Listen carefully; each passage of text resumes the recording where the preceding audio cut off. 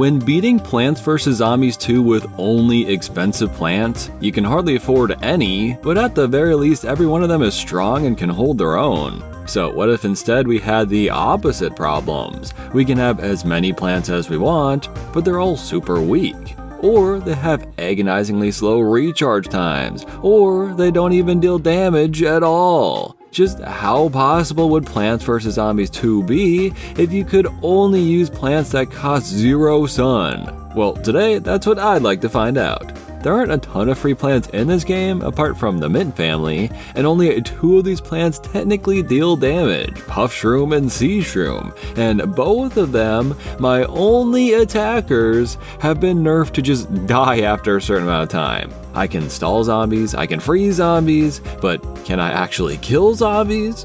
Your guess is as good as mine.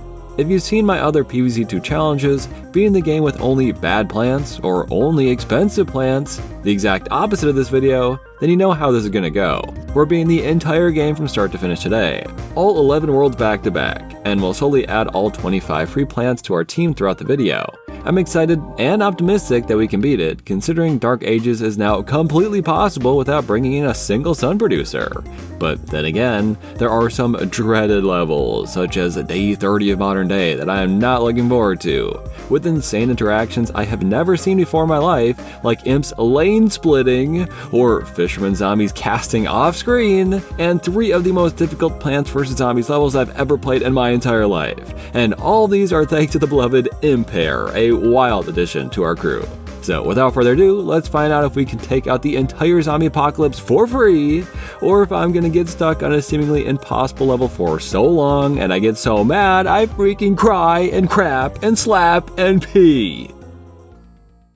I love having a mascot for each of these videos, and Scaredy Shroom and Ultimato have become some of my closest friends since giving them the spotlight. And so I am putting in the prediction, I'm calling it right now, the MVP of this challenge is going to be the Imp Pear. I would go as far as to say it is one of the most broken plants in the game, for a couple of reasons. This plant can turn any zombie who eats it into an imp, in his underwear for some reason, of the freaky variety, and any imp that eats this pear combusts and farts on the zombie behind them as they die, stunning them. So with 2 imp pears, you can take out a majority of the zombies in this game. The craziest part about this plant, and what makes them OP, is that you can basically plant as many of them as you want because the recharge time on this thing is insane. Really the only downside to this plant is if there's a zombie who doesn't eat, like a gargantuar for example, is not going to become an imp. The plant food turns some random zombies on screen into imps though, so that's important to keep in mind. I'm not sure if you could beat the whole game with only Imp Pear. My guess would be no, especially in Big Wave Beach for example. Those octo zombies would ruin an Imp Pear only run. But otherwise, throughout ancient Egypt, it's basically going to be my goal to beat as many levels as possible using only the Imp Pear. Right away I found out just how annoying it can be to use them with these camel tile zombies. It wasn't hard or scary, it just takes forever because it's basically an endless cycle of them eating and then farting on their friends until the row is finished. And yes, the recharge time is good, but definitely won't be enough as the game gets harder. I also realized as I played, especially with these pharaoh zombies, that I don't have to care about sun. Take it, dude, see if I care. My brain is trained to always collect the sun as soon as it drops, but I gotta apologize right now in case I ever give up on collecting sun. I will never ever need it and it is pointless, but even playing right now I can't help myself. It bothers me to not pick up the sun. I am whipped by PvZ.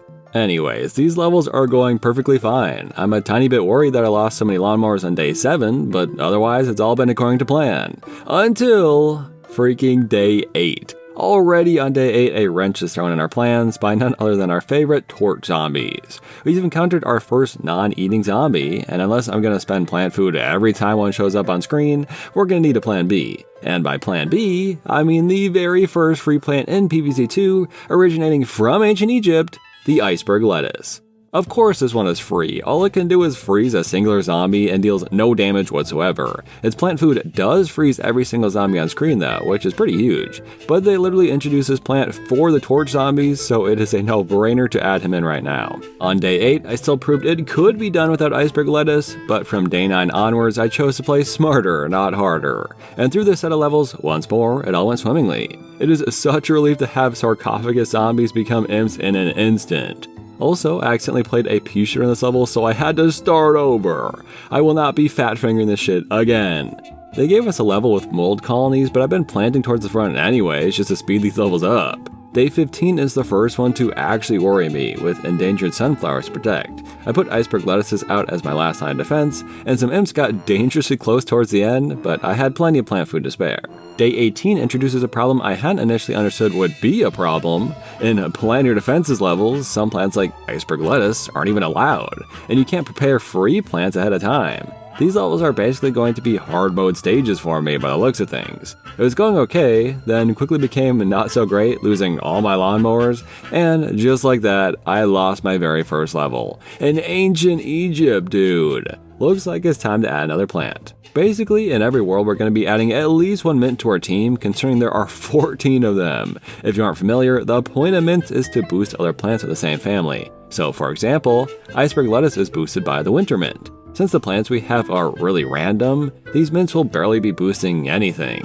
But they do additional effects when planted, and I'll show you exactly what I mean as we add in our first, the ailment. I really have no rhyme or reason to add any specific mint first, but I chose ailment since it's for the poison family, boosting our Imp Pear. But when you plant an ailment, yeah, literally every single zombie on screen just died. Now, to be fair, the recharge times on these mints are very, very long, potentially among the longest wait times in the entire game, and reasonably so, I must say. Because of that, on day 18 I ended up losing all my lawnmowers towards the end, then wiping out the final wave with one last ailment. That thing killed everything, making the level freaking possible. But for that reason, I have got to put the mint on our bench for the video. If you've never seen one of my challenges before, I always add bench plants to my team as a sort of last-ditch effort group of plants. If I encounter levels that would be otherwise impossible, that's when I bring in bench plants. But I will say, for this particular video, I definitely will bring in mints regularly anyways. They make up more than half of the team and I'm obviously going to need them. I just gotta bench them so I don't over-rely on them, you know? The emphasis is on my underdog free plants, the power mints are just along for the ride. And so I used ailment now and again through the final set of Ancient Egypt stages. Except the Gargantuar stage. I wanted to prove I could beat it with Imp Pear and iceberg lettuce only, using plant food to eradicate their Gargantuar, no sweat. Wrapping up our first world, I really gotta say, it is freeing to not worry about sun at all. It's a really interesting way to play the game, which makes this a really fun challenge, and the fact that I've already struggled, proving Imp Pear can't beat the game on its own thanks to torch zombies and playing defensive stages, only means we've got some tough levels coming very, very soon. So let's just get right into the Pirate Seas with our first new plant, the Puff-shroom. For the sheer amount of downsides this plant has, it's hard to deny just how powerful it still is. Compared to the first game, where the Puff-shroom was goddamn unbeatable, it's nowhere near as good. It's still free, and it still has a very short range, only hitting 3 tiles ahead of them. It's even got a faster recharge time than the Imp Pear, but after about a minute or 30 seconds on 2x speed, the Puff-shroom will expire, meaning you can keep around 10 Puff-shrooms on screen as they die. The only way to rejuvenate them is with plant food, and having it force you to use its plant food is actually sort of helpful considering how good it is. Every Puff-shroom on screen attacks at the same time, basically demolishing anything in their way. It allows you to keep building up your Puff-shroom army. I'm already feeling like this game got turned on to easy mode introducing these guys, especially when combined with the ailment, who boosts them to be even stronger. I feel unstoppable. Granted, I'm only 5 levels into the Pirate Seas, but still. My current strategy is to use Imp Pear on cone heads and bucket heads while letting Puff-shroom do the rest. But it honestly feels like my current challenge is to see how many levels I can beat with only Puff-shroom, and what specific zombies are going to be their downfall. Well, we meet them on day 7, the Barrel Roller Zombie. This guy counters everything I have. He won't eat or die in time to my Puff-shrooms. Either I'm using some plant food when one shows up, or I'm throwing down an ailment. But that guy's on the bench, so I really don't want to do that. I can use the iceberg lettuce to stall them, giving me more time to break the barrel, but if there's a lot on screen, obviously that's not going to be enough. Also, imp cannons could be tough, since Puff-shrooms don't have the range to hit them, but Imp Pear's plant food can insta-kill them, so yet another zombie ends up being useless against me. So through day 11, I was feeling fine, basically yawning, and then when I went to save my 9 Puff-shrooms from dying, I realized I was out of plant food. Uh-oh! Just like that, I was out of defenses, with imp cannons lined up that eventually would spurt out a horde of imps right on my plants, and I was genuinely fighting to save my lawnmowers through to the end. The one lane that lost its lawnmower had some scary close calls as well. All this game had to do was start throwing barrel rollers and imp cannons down at the same time to make me start panicking. And before you know it, we made it to day 13, with our first literal, unbeatable objective, produce 2,000 sun. Challenge over, I guess. Thanks for watching!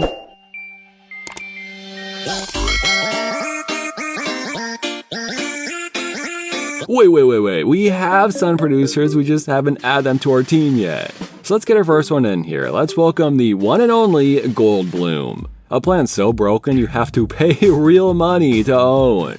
It's very simple though, you plant it and you get 375 sun in return. So these sun producing levels are going to be easy, right? We plant Goldbloom 7 times and we win the level. Well, you're forgetting one thing. Goldbloom takes time to recharge. If we beat the stage before Goldbloom can be planted all 7 times, we lose the level. So these sun producing stages aren't just about surviving anymore, they're about stalling. So I attempted to just treat this like a normal level and see if its recharge would be quick enough. But by the time there were 2 zombies left, I had 2 more Goldblooms to go. So it became emergency stalling time, attempting to slow these guys down the best I possibly could. With a single imp left who's already lost his arm and the Goldbloom nearly charged, he walked into the lawnmower and ended the stage. I lost! But I was so dang close, if I just actually tried to stall this time, I knew I'd have no problem. That's what Iceberg Lettuce is here for, right? And so, just as the final wave hit, I got my last Goldbloom and finished the stage. Simple stuff. But don't forget, the Pirate Seas, for whatever reason, has 4 of these levels. We're just getting started. But first, we have to plant our defenses once more, and apparently Puff-shroom isn't allowed. Looks like it's time to see if Imp Pear can solo the stage then. They give you 4 plant foods, which is quite generous I have to say, but when I started losing lawnmowers before the halfway point of the level, I knew things were looking pretty grim.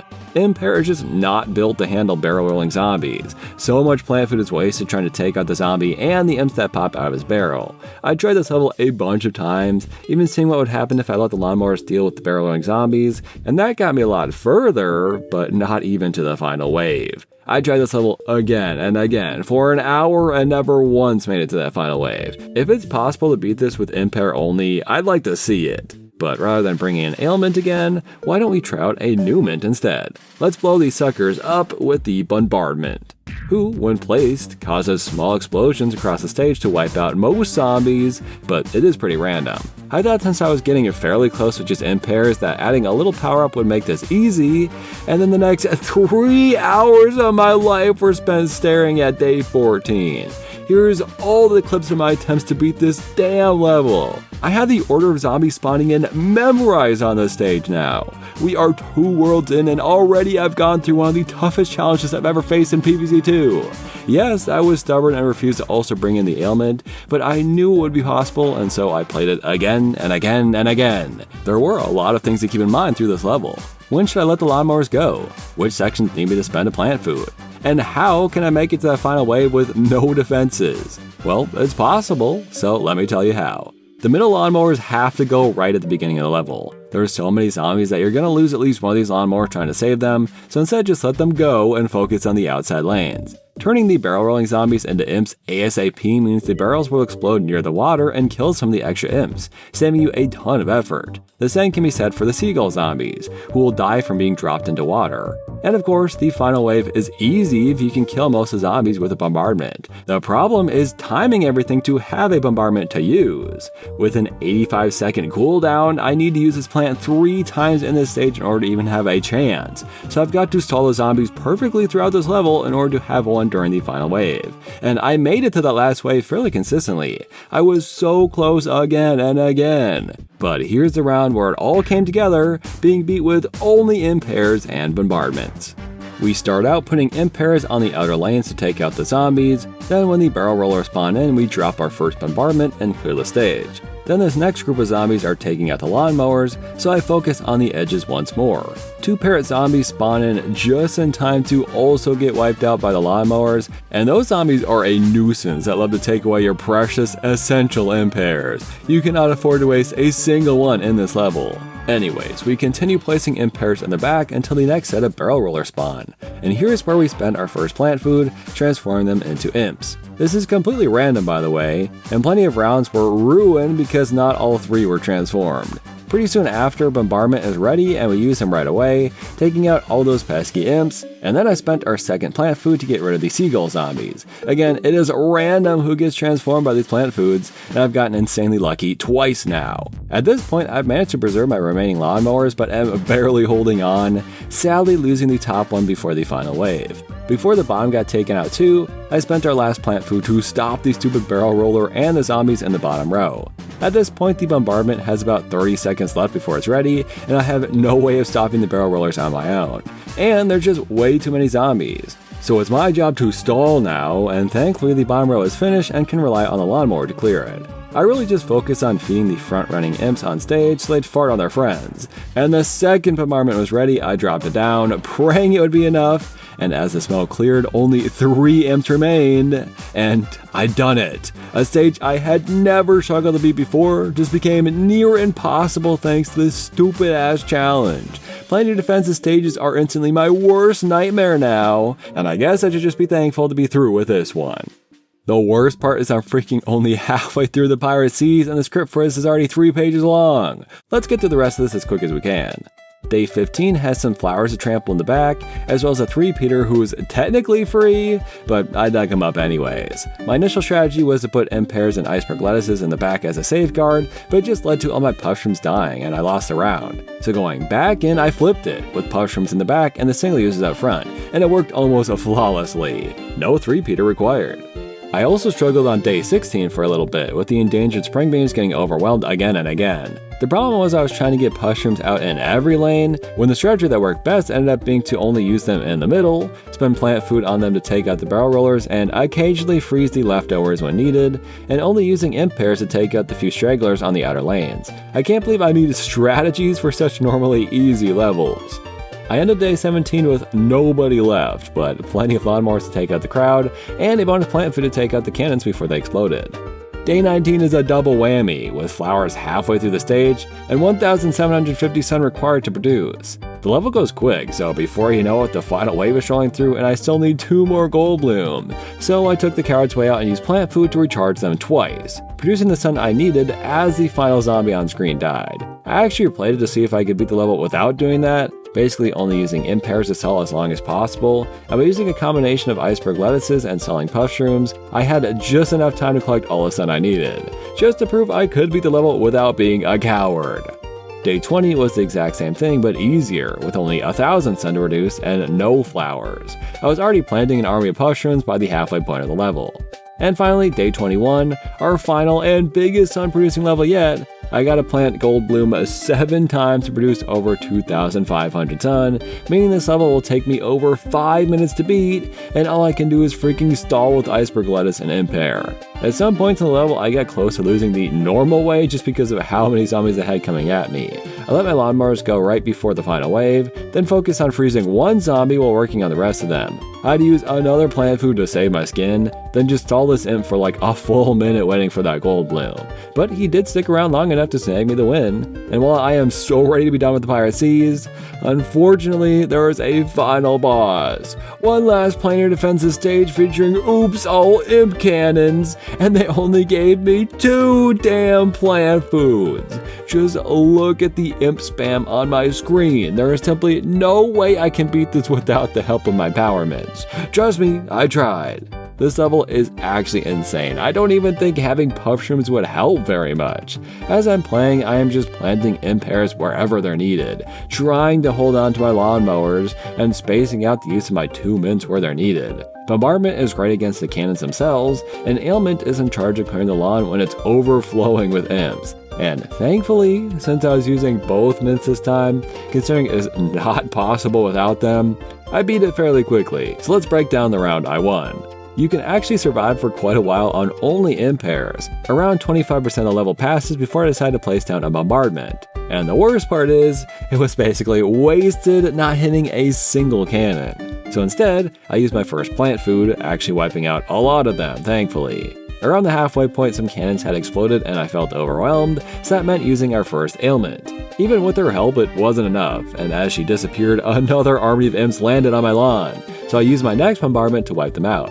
At this point, I am mintless for over a minute, which basically means it's time to lose all my lawnmowers, and what sucks is this happened right before the final wave. In the aftermath, I managed to preserve one lawnmower somehow, and I intended to keep it. A slew of imps came down on my empty lanes, surely leading to my death, but somehow my next ailment was perfectly timed, even killing one of the imps a mere second away from ending the run. I had one last bombardment ready to go at this point, but I was worried about it not even targeting the cannons like I had the first time. My goal was to hold out until all the cannons exploded, then let it rip. Through all this, I somehow still had that last lawnmower. And once more, as imps began walking past my lawn, the majority of the cannons exploded, meaning it was time for bombardment to strike, and by some miracle, all of them died, apart from the remaining 2 cannons, which immediately exploded right after that. And so I placed down my Imp Pears exactly where I needed them to be in every spot, letting my final lawnmower help me survive, and I had just enough time to take out every single one of those damn imps, winning the round. I mean, the amount of luck on display here is kind of insane. Having the timing of the mints work out in my favor was obviously not planned, but it feels good to have such a difficult level come together like that. And the final days of the Pirate Seas were easy and uneventful, so let's wrap this long section up and jump right into the Wild West. Our first new plant I don't even own yet, and the only way to obtain it is to take out my damn wallet and buy the legendary Imitator. This guy is going to change the way we play this game dramatically. My strategies can be so much more complex now. Imitator basically allows you to bring in 2 of a plant, meaning you can use double the amount of them you usually would. The rate I've been placing Imp Pears just got doubled. Rather than having 10 Puff-shrooms on screen at a time, I can have 20. However, you cannot duplicate the mints, which is something I never knew before. I suppose that would just be too OP, wouldn't it? Well, still, the possibilities have grown immensely now, and since the only thing stopping me from doing better is the recharge timers, I have to imagine Imitator will be a huge help going forward, and a must-have on our team.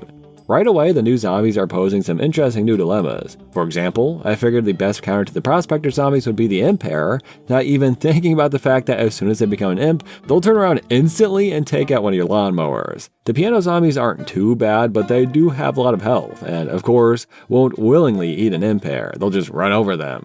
However, the other new beefy zombie, the Poncho zombie, is the exact type of zombie you want to target with the Imp Pear. Poncho zombies are nothing to me. But already on day 6, they want me to start planning my defenses. Let's hope the Imitator can turn the tides in my favor. It's still so crazy to me that they banned Puff-shroom from this level, simply for being free. Yet allow me to bring in Imp Pears anyways, forcing me to actually try to beat these near impossible stages. Everything was going great until the one zombie I cannot kill appeared, the piano zombie. I only got 3 plant food opportunities to take them out, and there's not even a guarantee they'll be targeted. So basically, halfway through the round, I was defenseless against them. The lawnmowers are the only way I can kill them now. So one by one, I lost my lanes, making it to the very last wave, and I was left with just one too many piano zombies. Of course. So I let myself die. The end was nigh, dude. Jumping back in, now I know what needs to be done. I gotta be strategic with my lawnmowers because I need every single one. The layout of this stage makes for a really interesting level too. The last 3 columns have minecarts acting as a last line of defense for those who slip through. The dancing zombies move around back there, forcing me to follow along with them. But non-cowboys don't dance, which I never put much thought into, so imps and poncho zombies stay in their lane and are easier to deal with. But keeping up with all that is a cakewalk, and it all sort of boils down to luck with my lawnmowers. In the final wave, if a piano zombie appears in the wrong lane, oh well, time to try again, I guess. I'll tell you one thing, I'm scraping by right now, and without the Imitator, I'd be pulling some mints off the bench to beat this thing. But this isn't as exciting of a win compared to the others so far. I played it way too many times and just kept getting unlucky. One round, when I'd finally played my cards right, the dancing zombies juked me and I lost. That has to be the most frustrating one so far. Until I witnessed something I have never even considered in my entire life. Look at that imp! He's fucking lane splitting! He walked through my Imp Pears, he walked past my lawnmowers, and he killed me. I'm done. I quit. I've truly seen it all now. This game wants me to lose. Thanks for watching. Turns out, if you use an Imp Pear on these dancing zombies in the middle of changing lanes, something so precise it hadn't happened to me until just now, the imp stays right where he transformed and cannot be killed by even a lawnmower. I guess you'd have to just waste a plant food to take them out, but I used all mine. In trying to recreate this, it turns out you have to be very precise to die like I did. You can see an Imp here is clearly on the line, but not far enough over to bypass the Imp Pears. And do plants have height? I accidentally planted a pea shooter here and it was interacting with it, but the Imp Pear is just too short then? When I put an imitator down, it stalled the imp for a second. Is this something only short plants or literally only Imp Pear can have happen? Part of me is fascinated that this is even possible, and I happen to achieve it by sheer coincidence. And the other part of me cannot believe I'm still stuck on day 6 of the Wild West. Finally, I did manage to memorize which lanes the last panda zombies appeared in and beat the dumb level. Well, technically I haven't beaten it until this last guy gets hit by the lawnmower, so guess we're gonna sit here and wait. Okay, I'm bored, I'm moving on. I need a pick-me-up. Let's add another plant. Yet another immensely useful plant, the sacred solar sage. This plant not only transforms the zombies on her lane into enlightened zombies, essentially insta-killing them, but additionally earning you sun in the process. I won't have to solely rely on gold blooms going forward. And now, for any zombies unaffected by Imp Pear, Solar Sage should be able to take them out. I'm not actually sure if there are any zombies she can't enlighten, so I guess we're gonna find out. I know one thing though, the chicken wranglers, typically my worst nightmare in these challenges. Yeah, the chickens don't even spawn from the Solar Sage, which is insane because they do spawn when you use the Imp Pear. I thought for sure my team was set to take out the chickens, but apparently I'm still gonna have to deal with some of them. In the running for one of the easiest levels so far, they're challenging me to spend less than 500 sun. I pretty much spit out a cup of water when those words showed up on the screen. I'm pretty sure Solar Sage alone could beat this level. There's like 25 zombies total. I was very interested to see how the bull riding imps would work with these plants. Solar Sage doesn't know what to do. It doesn't affect the bulls at all. But as the imp gets launched, it does get enlightened. That is so strange. Imp Pears can transform the bulls though, so we've got a bit of a tag team duo there. I also found out some good news, bad news. Bad news first, piano zombies are immune to Solar Sage, which is crazy to me. But the good news is, while chicken wranglers still spawn their chickens from the Imp Pears, for whatever reason, chickens die on impact against the Imp Pear. They just combust. Somehow Imp Pear is an impenetrable safeguard against the chickens. I don't really know how or why, they just are. Day 15 has an interesting dilemma. Don't lose more than 2 plants. When everything I have is a single-use plant or expires over time, that's gonna be a genuine challenge for me. But it turns out I worried for nothing. This is yet again one of the easiest, shortest levels in the game. As long as I have plant food to spend on the Puff-shrooms, the zombies aren't even gonna get close to me. Well guys, it's time for our next Imp Pear challenge, another plan your defensive stage, with chickens. Easily the worst part about this entire level is the prospector zombies. Now I can't just plant everything in the back because if one of those guys turns into an imp, the lawnmower goes bye-bye.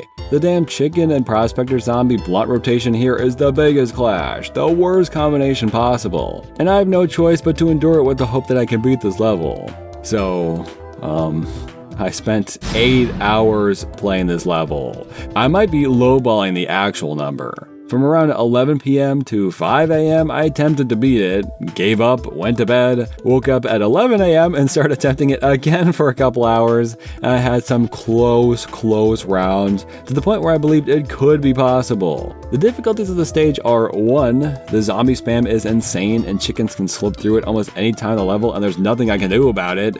2. I can't plant anything in the back rows or I'm losing a lawnmower to the prospector zombies. And 3. All I have are Imp Pear. But I am making this level hard for no reason. I have mints, so I'm gonna add one that isn't crazy good, but hopefully will help just enough to let me end my 8-hour torture session once and for all. Let's get the winter mint in here. It does exactly what you all probably expect. It freezes the zombies on screen.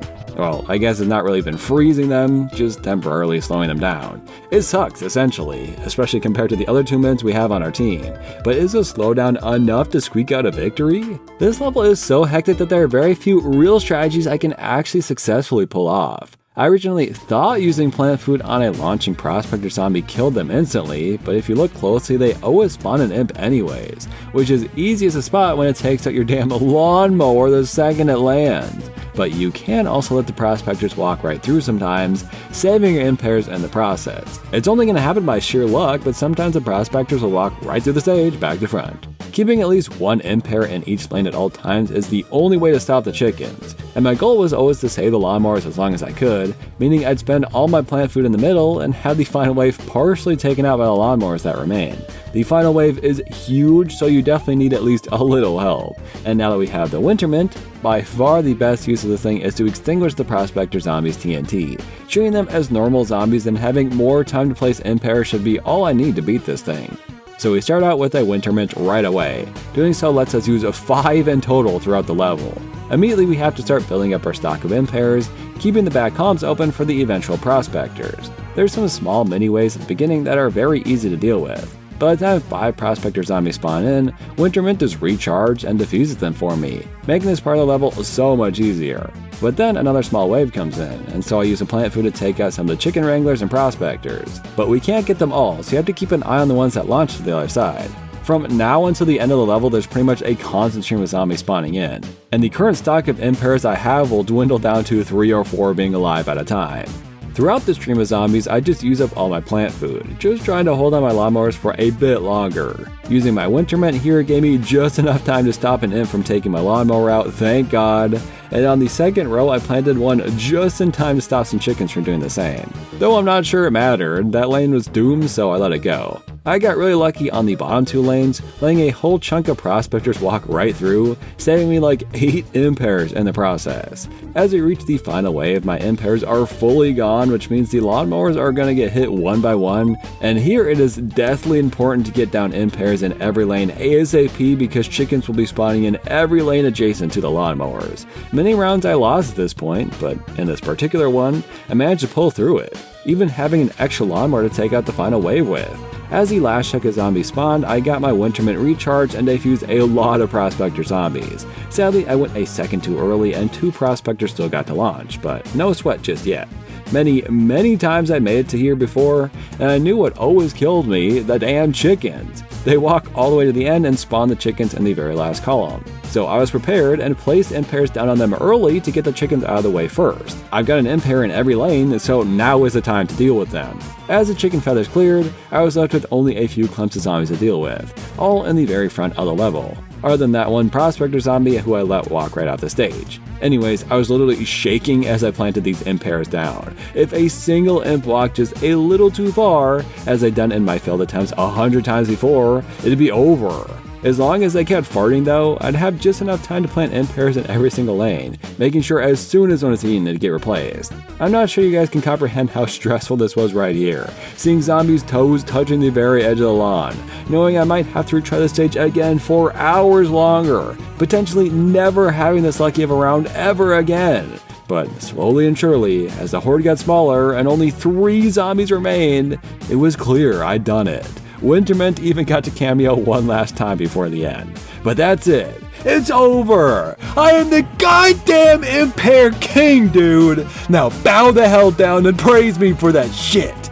Easily one of the hardest challenges I've ever faced in the history of these videos has been beaten, and part of me can't believe it's over. I mean, looking at one of the many failed attempts just shows how bad this level can go, how impossible it seems, even when I made it all the way to the final wave. But through sheer luck, determination, and a lot of learning about a singular stage and the third world of this game, I did it. I still think I could have done this without the winter mint. Look how close this round was. I think if I got that one imp in time, this was a completely reasonable amount of zombies left for me to deal with.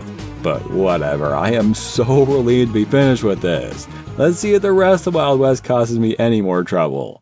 It felt so weird going into day 19 with Puff-shrooms, a plant I forgot even existed. Once again, we can't lose more than 2 plants, so it's a Puff-shroom only stage. I was immediately worried seeing there be prospector zombies in this level, as I'd have to plant stuff behind them to take them out. But then I started the level and didn't even get a plant food to revive my Puff-shrooms, so I lost. But this level is about the opposite of the last one. We're not stalling, we're speed running. Simply moving my Puff-shrooms up 1 meant I killed the zombies faster and got to that first plant food before I died, and then every clump of zombies also had plant food, making this an insanely easy level. Thank the PvZ gods! And somehow predicting the flowers from being trampled was even easier. Puff-shroom is a damn goat, dude! There's immediately another flower stage that's much harder simply because they added piano zombies and chickens to it, and you can't lose more than 2 plants again. My first round went pretty poorly, nearly losing to the piano zombie before sacrificing a solar sage to snag a plant food, but then dying to the chickens after. All I had to do was be smarter about my plant food timings. The level's still supplying me with plenty, and I had virtually no problem beating it after that. The final level of the Wild West is protecting these walnuts, which actually took me like 10 tries to beat. Since the Puff-shrooms have such short range, the middle rows were barely being dealt any damage, and with the chickens and bulls who are immune to solar sage and won't eat Imp Pears, I struggled more than I thought I would. But using Imp Pear's plant food to get rid of some of the bull riders, then getting my walnuts out of the way ASAP, I whittled away at the final few zombies before beating the stage and the Wild West as a whole. While I only faced one real challenge this time, that shit broke me. I had to take a whole day just to recuperate. So far, the only challenge I'm having is when they take away most of my plants on my team. But when we're together, we're unstoppable. That is, until we start getting frozen in the Frostbite Caves. I suppose Iceberg Lettuce is immune, but I'm not sure any of my other plants can withstand the weather. Well, thankfully, we don't have to. We've got the hot potato on our team. It's really incredibly convenient that most of the quote-unquote tool plants are free to use. Hot potato serves near zero purpose in other worlds, so I'd say that's a fair price tag. While hot potato can unfreeze some of my plants, I get the feeling this is going to be a tough world for me in general. My whole strategy in these levels is to spam the lawn with these plants, but if they're getting frozen, I can no longer stall for time by stocking them up, and I can't even dig them up if they do get frozen. I have no heat-based plants on the team, so I've just got to hope and pray my team has what it takes. Our first level that forced me to use my brain was day 6. I can only choose 2 of my plants to bring in, aside from Hot Potato, who is given to me as a bonus. Naively, I chose to bring in my 2 favorite children, Imp Pear and Puff-shroom, a tag team duo who could take out the horde by weakening and then killing them. Well, I'll let the aftermath of this battle reveal to you how well that went. Puff-shroom with an imitator duplicate is the obvious answer here, but it just makes me sad. I initially intended for Imp Pear to be my hero MVP, and very quickly Puff-shroom is overshadowing them. I suppose we all love a good underdog story, don't we? That's assuming Imp Pear will have one, but for the time being, Puff-shroom has got to be the hero. They're actually pretty good at breaking the ice themselves, no hot potato needed, especially when you give them plant food. But right at the end of the level, the whole army got frosted with a boatload of zombies marching towards you. Right then and there, I knew it was lawnmower time, but the stupid hunter zombies like to take their sweet old time and dodge the lawnmowers. So with just a couple of Puff-shrooms all the way in the back, we chipped away at them and won the round. But seeing them all get ice at the same time was the exact sort of nightmare scenario I'd been envisioning for this world. I was very curious if the dodo imps would die from eating an imp pear or become an imp, and sadly it just takes away the dodo, but at least they eat the damn things, otherwise these birds would probably be my new worst enemy through these levels. Once again, we're forced to only bring in 2 plants of our choice plus the hot potato, and I've learned from my mistake last time. The crazy thing is I can fill the entire lawn with Puff-shrooms and still fail this stupid level. Partly because they're all going to get frozen in one fell swoop, but also because the blockhead zombies are here and they take a lot of Puff-shroom hits to kill.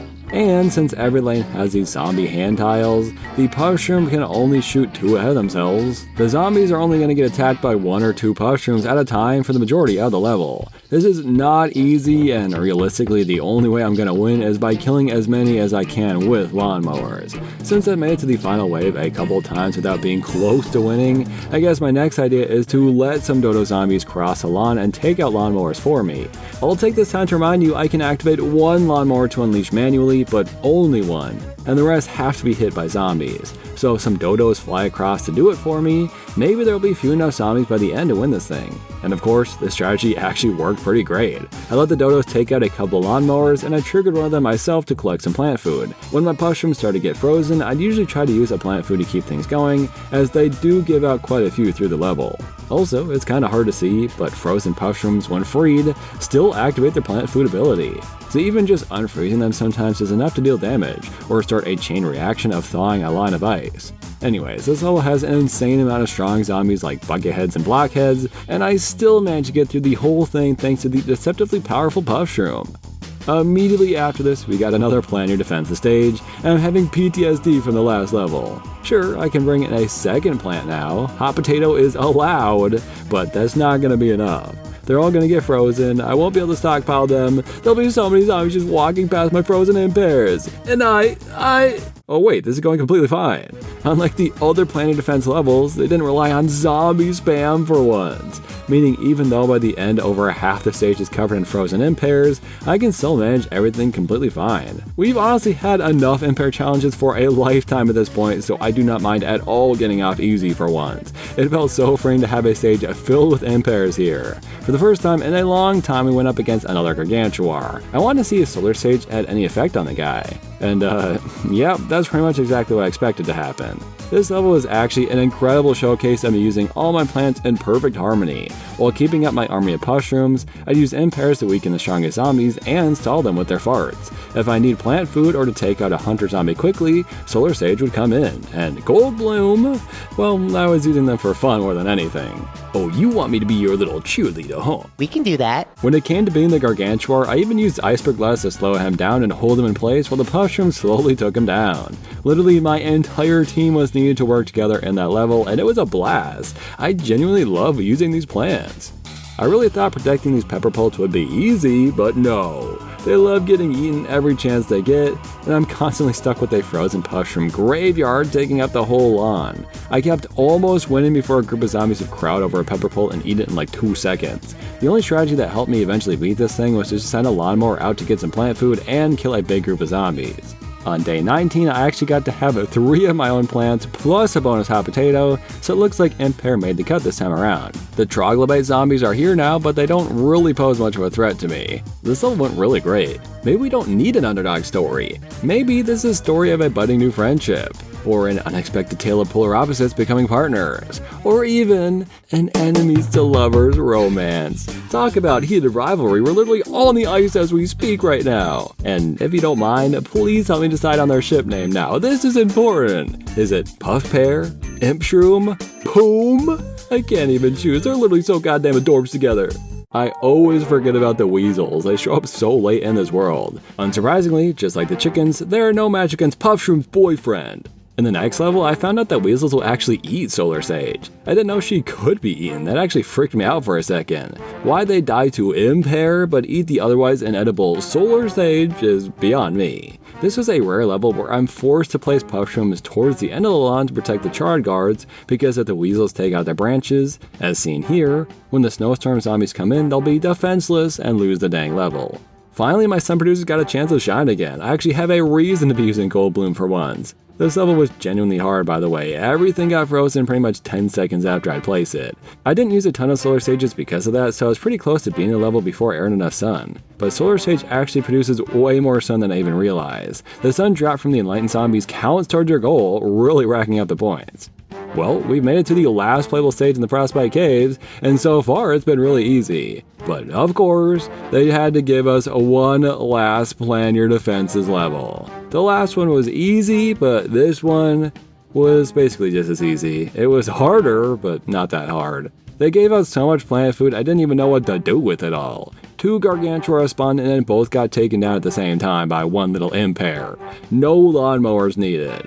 But I never even got to introduce my new mint in this world. I kept waiting for a hard level to bring him in, but there never was one. So let's pretend this level took 12 hours and a deep therapy session for me to beat, and so I brought in my only on-theme mint in this entire game, the freaking peppermint, dude. I was completely ready to get stuck on a level with a bunch of frozen plants and have this guy come to my rescue, but no. I mean, you gotta admit, seeing the whole field get thawed is not only satisfying, but pretty freaking awesome. But it was not at all necessary for beating this level, or any other Frostbite Caves level. This whole world is a cakewalk, compared to the other worlds at least. I really thought the freezing mechanic was going to cause me so much more pain than it did, and really only that one level with the zombie spam had any difficulty to overcome. So Peppermint didn't really get a chance to shine sadly, but maybe we'll find a reason to use his firebending abilities later on in the challenge. We're moving on to the Lost City, and once again, this world featured a free plant of its own. It ain't gold leaf, that guy costs sun. It ain't cactus, that guy costs real money. Nope, it's our favorite flower, Stallia.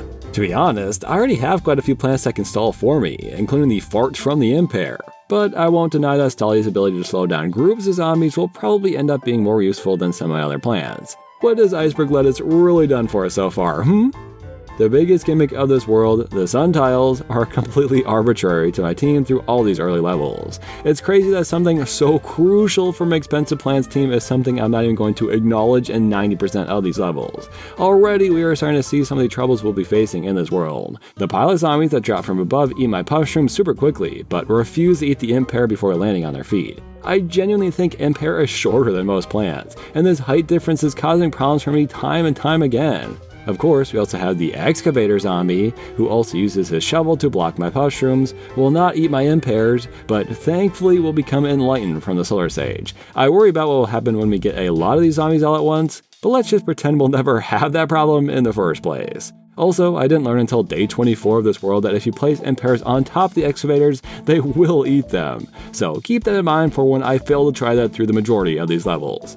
Day 8 is a really interesting situation. Not only are we protecting these flowers from being trampled, but I didn't get to choose my plants here. And somehow, despite this level now taking place before the Dark Ages, we get to bring in Puff-shrooms. Iceberg Lettuce is here too, actually. I can't believe 2 of my free plants are part of a level where I don't get to pick my own plants. But is this even going to be possible? I figured it was going to be pretty easy, not remembering 5 seconds ago when I mentioned this stupid excavator zombie being immune to Puff-shrooms. I might actually cry. This level is straight up impossible. Thanks for watching.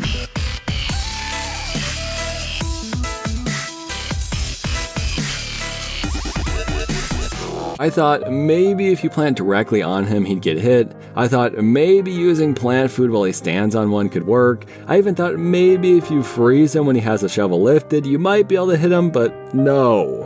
I straight up just can't deal damage to the guy whatsoever. And I can't use all my lawnmowers to do it because it's a trample the flower stage. It's literally the perfect combination of things to keep me from being able to beat this level. So it's over. By the rules of this challenge, we found a level that the free plants I have access to cannot beat. It sucks, man. If I could just bring in Solar Sage, this would be no problem at all. But I guess I have to give up. Wait a second. No, I don't. If you've watched these videos, then you know I never give up, no matter the challenge. I produced 6,000 sun over the course of 13 minutes by infinitely stalling a football mech. I beat day 30 of modern day by planting a tile turnip down on the imp to prevent it from trampling the flowers. And if we need Solar Sage to beat this level, and the game won't give it to us, well then I'm gonna force them to! I'm bringing in the Solar Sage anyways, and you can't stop me! Now that she's here, I started putting a buffer of them in the back as my last line of defense. When excavator zombies spawned in, I'd place Solar Sages on them as fast as I could, stalling the others as much as possible. I wasn't able to get my next plant food in time, and all my Puff-shrooms died before the last wave. But did I quit? Did I restart the level? No! What did I just say? I don't ever give up! I took out nearly every zombie in the top lane thanks to 2 Solar Sages. Moments away from the bottom lane crossing the flower line, I dropped down an Iceberg Lettuce and used my final plant food to stall everyone. Placing a couple of Puff-shrooms down, I was able to kill the weaker zombies, I got another Solar Sage to finish out the bottom row, and then I stalled the remaining bucket heads with ice and Puff-shrooms before hitting them both with the final Solar Sages. And just like that, we beat a literal impossible level. How did I get Solar Sage in the level, you ask? By sheer willpower and Most importantly, you, the viewer at home, who sent me your energy and gave me the courage to do what's right. Now, speaking genuinely for a moment, normally I don't include levels that I can't pick my plants for because they don't let me bring in my own plants, and if the level isn't possible, I just don't play it. So either you accept the fact that I believed in myself so hard that Solar Sage appeared in the level, or we just skip this one like I normally would anyways. It feels so good to have my team back now for the rest of these levels, just in time for the new bug zombies flying in. They fly right past the Imp Pears, of course, but can still get enlightened by Solar Sage. So far throughout the last city, apart from the level Who Shall Not Be Named, I haven't really struggled at all, despite a lot of these zombies really going against my typical setups. The excavators, the pilots, they mess up my Puff-shroom strategies pretty hard. Well, anyways, all this to say it's time to struggle for the first time as we're forced to collect 5,000 sun in this level, which I'm extremely worried about, but the one thing free plants are good at is taking up space, and there's a ton of sun tiles in this level. I was really curious how close I could get with 0 sun producers here, apart from the occasional Solar Sage to kill the excavators. And yeah man, there's that many sun tiles. Keep them loaded, and by the time those last 2 Gargantuars are here, you'll be hitting 5,000 sun. Goldbloom, I am so sorry. At some point you'll get to play another level, I promise. But really this only further proves my point that the Lost City is extremely easy. On day 15, the AKEE really helped me take out the shovel zombies. On day 17, the importers got added, and either you can use a Solar Sage to take out the backpack entirely, or you can use an Imp Pear right up towards the front of the lawn, kill him instantly, and destroy the backpack anyways. The importer is unfortunately demolished by my team. Though I will admit, on day 19 when they managed to set up their tents, they did kinda tear me a new one. Not to the point where I was going to lose a level or anything, but those lanes they spawned in were pretty screwed. Day 20 was actually the first time I lost just about everything. Thanks to the shovel zombies, who I can only take out with a Solar Sage, I lost all my defenses and didn't have enough plant food to keep my Puff-shrooms going. Besides, losing all your lawnmowers on the final wave is still dignified, I'd say. Once again, I can't choose my own plants, and once again, they're giving us Puff-shrooms. Am I gonna have to manifest Solar Sage into here again? Thankfully, no. This is actually a gimmick level that could be fun and challenging, but instead features 6 or 7 tiny little waves of zombies that you can kill by placing a single Puff-shroom on this rock tile. I was fully prepared to use all my might to bring Solar Sage back in, though. Now that we're reaching the end, I really am struggling, even losing some levels now. On day 24, we've got a lot of BS going on, including the new Relic Hunter zombies who swing into the middle of the stage and have way more health than your basic zombies. I was so dang close to beating it too, but just a couple of imps crossed the line. I'm realizing in hindsight I should have sent a lawnmower their way. I probably could have won, but whatever, I'll just play the level again. And day 25 is where it all culminates, only giving me 2 seed slots to work with. I guess my OTP are getting their time to shine here, as now I've learned I don't need Solar Sage to kill the excavator zombies. They can actually eat the Imp Pears. I basically treated this like a planar defensive stage, but with Puff-shrooms, and it was so dang easy I'm actually kind of annoyed. Compared to the last level, that was genuinely hard, now I only get 2 plants and there's barely any zombies. Just for that, we're trying out my new mint on day 26. It's obvious I'm not going to need mints again, so I gotta get the enchantment in here before it's too late. When placed, the enchantment charms 2 zombies on screen. Count 'em, 2! Compared to my other mints, that's pretty weak, I'm not gonna lie, but I'm sure this is situationally helpful. In this level, not so much, but we beat it, so I suppose legally I have to say they helped. Once again, we get a gimmick level featuring only Iceberg Lettuce and Stalia. And now I gotta see, can you beat a PvZ level with 2 of my completely harmless plants? I think the answer is yes, but unfortunately I got stuck in a literal endless loop here. 2 tents remain with infinite zombies inside of them who will never walk past those rock tiles. I can sit here as long as I want, the level's never gonna end. I guess we'll call it one a tie then. Good game, zombies. The last level of the Lost City features Dave's mold colonies. Having the back 2 columns gone is gonna be rough, I'm not gonna lie. That skull zombie is here now, by the way, and it's really funny to me that he lasers an Imp Pear that's 4 tiles in front of him, but still chows down on one if you place it right on him. What a useless zombie. As for this level, I was right, it sucked. But thankfully there are only 2 waves, and so even though I lost every plant I ever placed, all I needed was some lawnmowers in the end. I think this world is harder overall than the Frostbite Caves, but still not too bad from start to finish. What I am worried about is our next world, the far future. I think I'm justified in being worried about this one. These zombie mechs are way too beefy to be killed by 3 lines of Puff-shrooms, and I have no idea which ones will eat the Imp Pears, if they're susceptible to Solar Sage, and finally, my biggest fear of them all, how am I gonna deal with the flying zombies when I inevitably reach a planar defenses level?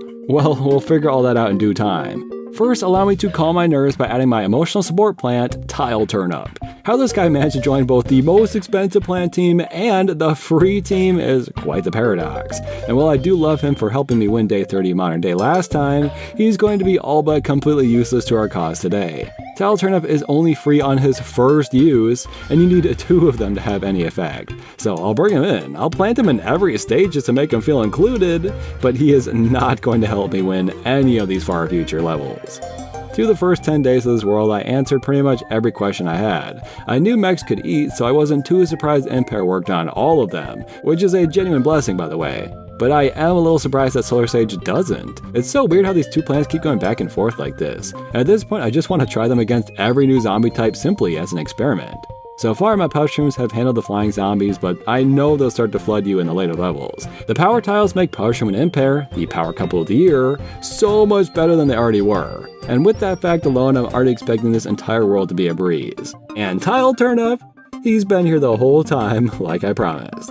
I was quickly reminded Sunbomb levels existed, and realized they're really not going to make much of a difference during my run today. I might accidentally blow up my own Puff-shrooms now and again, but that's really about it. On day 9, I'm challenged to only have 15 plants at a time, which did worry me a little bit, but keeping 14 Puff-shrooms and an occasional single-use plant worked out perfectly fine. Every time I click on a level now, I am dreading this very screen we're looking at right now, a plan your defenses stage. Clearly they intended for you to not bring in free plants on these levels, considering all of them are blocked from being used. Except the Imp Pear for whatever reason, and now the Tile Turnip. At least we have a buddy now. So even though we started with a group of zombies already spawning, I made sure to plant my Tile Turnip first before working on the Imp Pears. Overall, this level really isn't too bad. They give you 3 plant foods, which is actually more like 6 plant foods because of the power tiles, so I felt fine using one so early until I noticed the flying zombies coming through. I completely forgot that only having Imp Pear at my disposal would make the flying zombies my absolute worst nightmare, and already 20 seconds into this level I'd used 2 of my 3 plant foods. So when a whole wave flew in, initially I decided it was time to tank some lawnmowers. I thought there was no way Imp Pears would handle enough for it to matter. But as they got closer, I said screw it and gambled my plant food, leaving just 1 flying zombie in the middle remaining to steal my lawnmower. I knew it was over right then and there. We were barely over halfway done and I had no plant food. The final wave will have a flying zombie in the middle to kill me. But I've said it once and I'll say it again, I don't give up. I'm playing to the level regardless of whether I think I'm screwed or not. So as the final wave spawned and the jetpack zombies flew in, I noticed there was a single one in every lane except the middle one. I mean, genuinely, what are the goddamn chances? Not only that the level ends with only 4 of the 5 lanes having jetpack zombies, but that the only one Imp Pear missed was one in the middle. Any other lane and I'd have lost. And so the rest of the lawnmowers passed and I beat the level with a sigh of relief. Here's to hoping that's the only planar defense level in the far future. Only halfway through this world do we see our first gargantuars, and let me tell you, killing not 1 but 2 from using a single plant food to turn them into imps and then blasting them with the Puff-shrooms is kind of the most beautiful thing I've ever seen in my entire life. The only day I remember from far future is the notorious day 18, collecting the ungodly amount of 6,000 sun. We just did 5,000 in the Lost City, but that was thanks to the sun tiles they gave us. I have absolutely no clue how much sun I can make with just Gold Bloom and Solar Sage, but what I do know is I'm gonna hold these zombies off for as long as humanly possible. And I have Stalia, I have Iceberg Lettuce, and most importantly of all, I have the Tile freaking Turnip. It's gonna be hard, but I think we can do this. Oh wait, I already made the sun requirement. I vastly underestimated just how good my sun producers are, specifically Solar Sage. From just a single zombie, she can make more money than Gold Bloom does, and Gold Bloom's entire purpose is free sun. I paid real life money for Gold Bloom, and Solar Sage is better in every conceivable way. Unfortunately, I technically failed this level by accidentally planting a second Tile Turnip at some point, so I actually have to restart. The plant who wasn't supposed to be able to do anything actually made me lose. Now that is talent.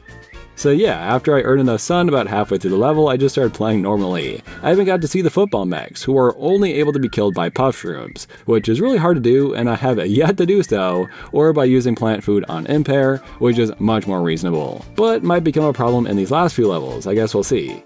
I keep expecting them to throw a challenging level our way, but unfortunately for the zombies, my plant food powers are near unbeatable, so to have free power tiles in all these stages just makes them even easier than they already are. We reach another sun producing level, and since I've already already proved how capable my sun producers are, now is the perfect chance to bring in the sun producing mint, the Enlightenment. We got enlightened zombies and enlightened plants now. Holy shit, I'm suddenly having a banger challenge idea for the next time. Can you beat Plants vs. Zombies 2 using only religious plants? Would that not be an incredible video? Anyways, part of me wanted to save Enlightenment for the Dark Ages solely because I thought it'd be funny, but we have a sun producing level, so I say we actually get some use out of it. You earn a whopping 50 sun each time you use it. What a horrible plant. Obviously, the point is to boost the sun producers you already have, but at most of this level, I'll have a few solar sages built up at a time. I didn't even bother bringing in Gold Bloom this time, dude. Not needed. As soon as we hit the 5,000 sun goal, I just played through the rest like it was any other stage, impifying the disc comebacks like I would any other day. We've made it to the last 3 levels of Far Future, starting off with a bang, our next Imp Pear solo mission. I can't even bring in Enlightenment, what a sick joke! This time they gave me a full stock of 4 plant foods, and I was gonna need it. Jetpack zombies, gargantuars, and football mechs are all completely immune to eating the Imp Pear, forcing me to use plant food. And pretty much every time I did, I'd miss one and have to waste another. But reaching the final wave, all I had to do was let the flying zombies trigger the lawnmowers, and we passed with flying colors. Day 23 limits the sun you can spend, meaning it was baby easy and isn't even worth talking about. And that brings us to our final day, with some sun bombs dropping and my whole team working together to finish off this extremely easy world. To be fair, I actually needed the sun bombs to help me take out the last 3 football mechs, but I really was never in danger of losing here. I thought the complete opposite was going to happen in the far future before remembering just how broken the power tiles could be. There were plenty of zombies to be scared of, but the mechs being able to eat Imp Pears made them a complete joke. But that's okay because I've been excited to see how Dark Ages is going to go, so I say we move right along. Easily the saddest part of my expensive plants challenge was that you just simply can't beat the Dark Ages, and there's no good way to fix that. So getting to play through it all now with the exact plants you'd want to have in a world with no sun is gonna be awesome. And who better to join our team right now than the grave-busting Gravebuster. I honestly didn't know what other adjective to use for the guy, that's literally all he does. Meaning it'll be all but useless on our team today, other than to make room for more of my plants, but he's not going to be useful in the next 4 worlds, so I gotta give him the spotlight while I can. On the second level, they gave us Puff-shroom to bring in, which switched up my roster and gave me the discovery of a lifetime. I can imitate Tile Turn and begin 2 for free! Right? This is totally gonna work, isn't it? God damn it! I thought I just found out something super cool, but fine, I'll just imitate Gravebuster instead. Puff-shroom is literally made for this world, and thinking about the zombies from the Dark Ages, I didn't think I was going to face a single problem in this world. And then I made it to Night 5, saw the Jester zombie, and remembered, oh yeah, that guy exists. Still, both Imp Pear and Solar Sage can wipe the floor with those losers, so long as I can keep my Puff-shrooms at a distance, it should be okay. I was not prepared for them this time though, so I lost quite a few lawnmowers by the end. Gravebuster helped me get some free plant food though. I forgot just how useful this guy is going to be. Already on night 6 we gotta plan our defenses. They're going strong right out the gate in the Dark Ages. What sucks is there's a ton of graves here and Gravebuster isn't allowed. I'm at a pretty huge disadvantage, but I will say the jesters here are going to be treated as if they were basic brown coats thanks to the Imp Pear.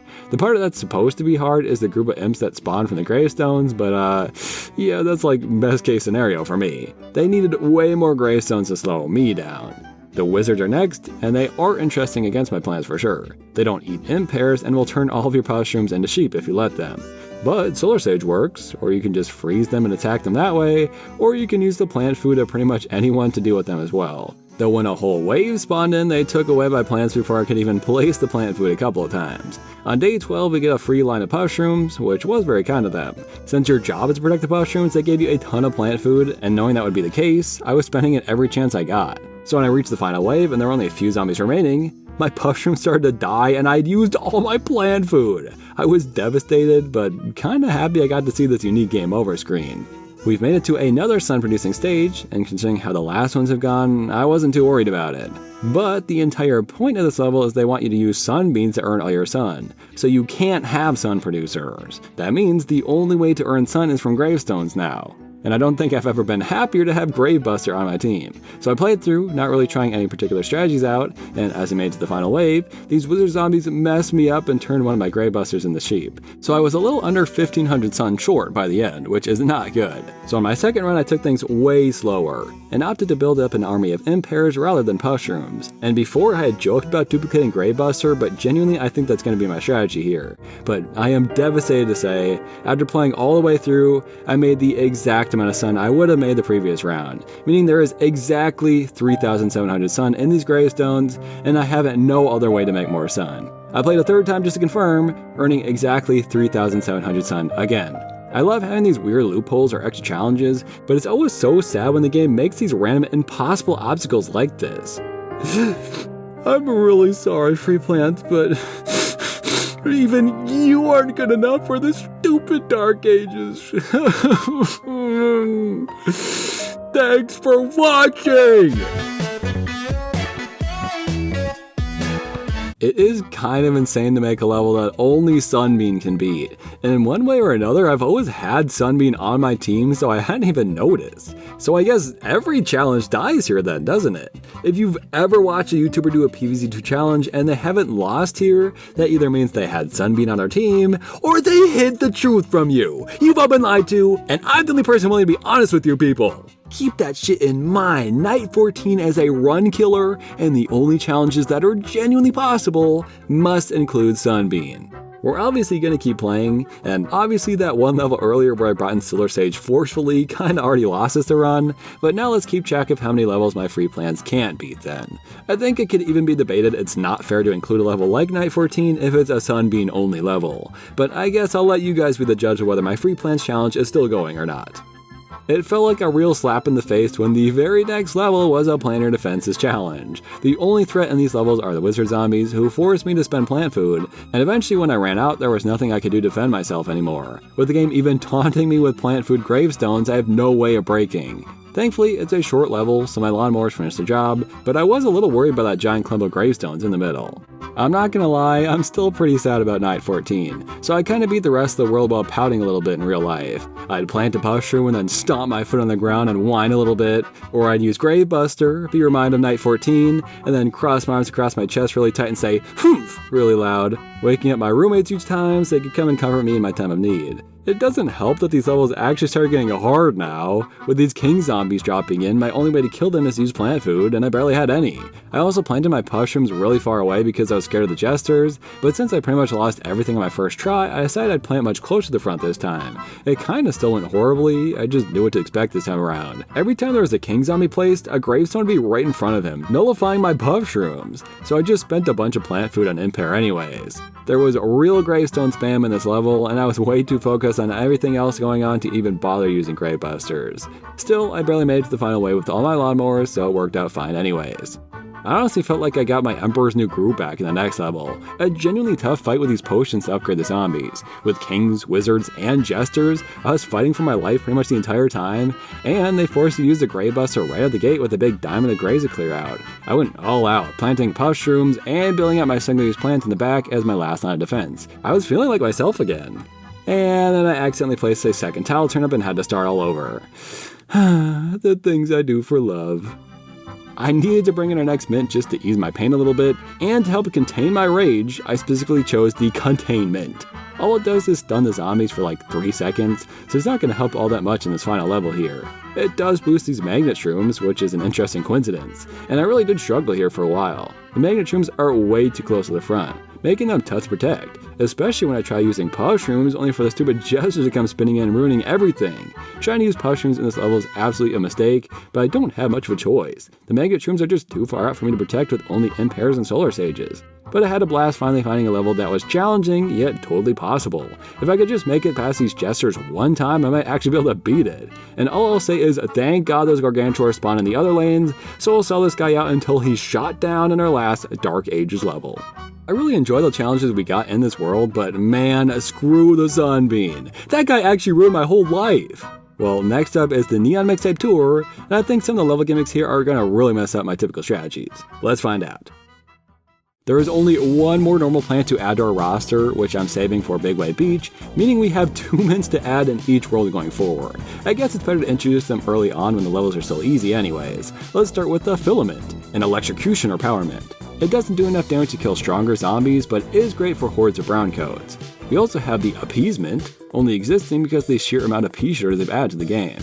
I wasn't sure how it would work, I've never used the guy before, and was fascinated to see he shoots a few giant peas forward that split off into tiny little peas to deal extra damage in other lanes. I am so sorry to the Appeasement fans out there, but there are very few situations I can imagine I'd want to use this mint over any others on our bench. Anyways, with the mints out of the way, let's see how these new zombies are going to take on my free boys. Day 4 is a great early example. I was only allowed 4 seed slots, and obviously one of those need to go the tile turnip. I'd be a fool not to bring him into this level. Anyways, I learned that with only 3 rows of Puff-shrooms, you can take out a single punk zombie before getting kicked. No problem then, right? Well, you can see just as the final wave spawned that my middle row ended up getting completely wiped, simply because a bucket head took the brunt of the hits before it was too late, and I had no plant food, losing every lane afterwards. But even if they were here, check out this lane. The punk zombies basically escorted the bucket head right to the end here. If I had placed down Imp Pears, it'd have kicked him away, so the only option was to go all out with Puff-shrooms. The punk zombies will genuinely be dangerous when they clump together like that. As I continued to play through this first set of Neon Mixtape tour levels, I started struggling harder than I have in the last 4 worlds of PvZ2. And I knew it would come to this point, when the game would finally start throwing out stronger zombies and giving me less plant food to work with. And I really hope in some of those easier middle worlds, people didn't lose interest because we are finally getting back into the challenging part of this challenge. What's freaked up is every new zombie just disregards Imp Pear completely. The glitter zombies skate right over them, the MC zombie kills them with his microphone, and obviously the punk zombies kick them to Kingdom Come. Well, all that is to say, it's time for our next planar defensive stage, which means I have no choice. Imp Pear's gotta handle this or I am screwed. So let's see this first wave here. Okay, yeah, I'm screwed. I literally just went through the list of zombies that can fuck me up, and right out the gate we have one of the worst ones. I only get 2 plant foods as well, and it feels like a complete waste to use them right away, but it feels like I have to, right? So after pretty much every lawnmower is gone, the level cools down a tiny bit. The punk zombies come through, but as it turns out, you can force them to eat the Imp Pear. Sometimes they start to eat them and then kick them away anyways, but I believe what stops them is if another zombie is already eating one. They can't kick one that's already being eaten, and that is huge. But still, I'm out of plant food and lawnmowers, so once these gigantic waves of zombies start walking towards me, it's pretty damn obvious this level is not possible with Imp Pear only. They learned the secret: zombie spam is the Imp Pear's biggest weakness, and if I can't plant more Imp Pears and there are zombies coming towards me, well then the level is impossible. But thankfully we have the mints on the bench for that very reason, so I wanted to see if I could beat this level with only the Neon Mixtape tour mints we introduced earlier. Can Filament and Appeasement help me beat a level where I haven't even managed to see the final wave yet? Well, bringing them into the very opening of this level didn't go as well as I hoped it would.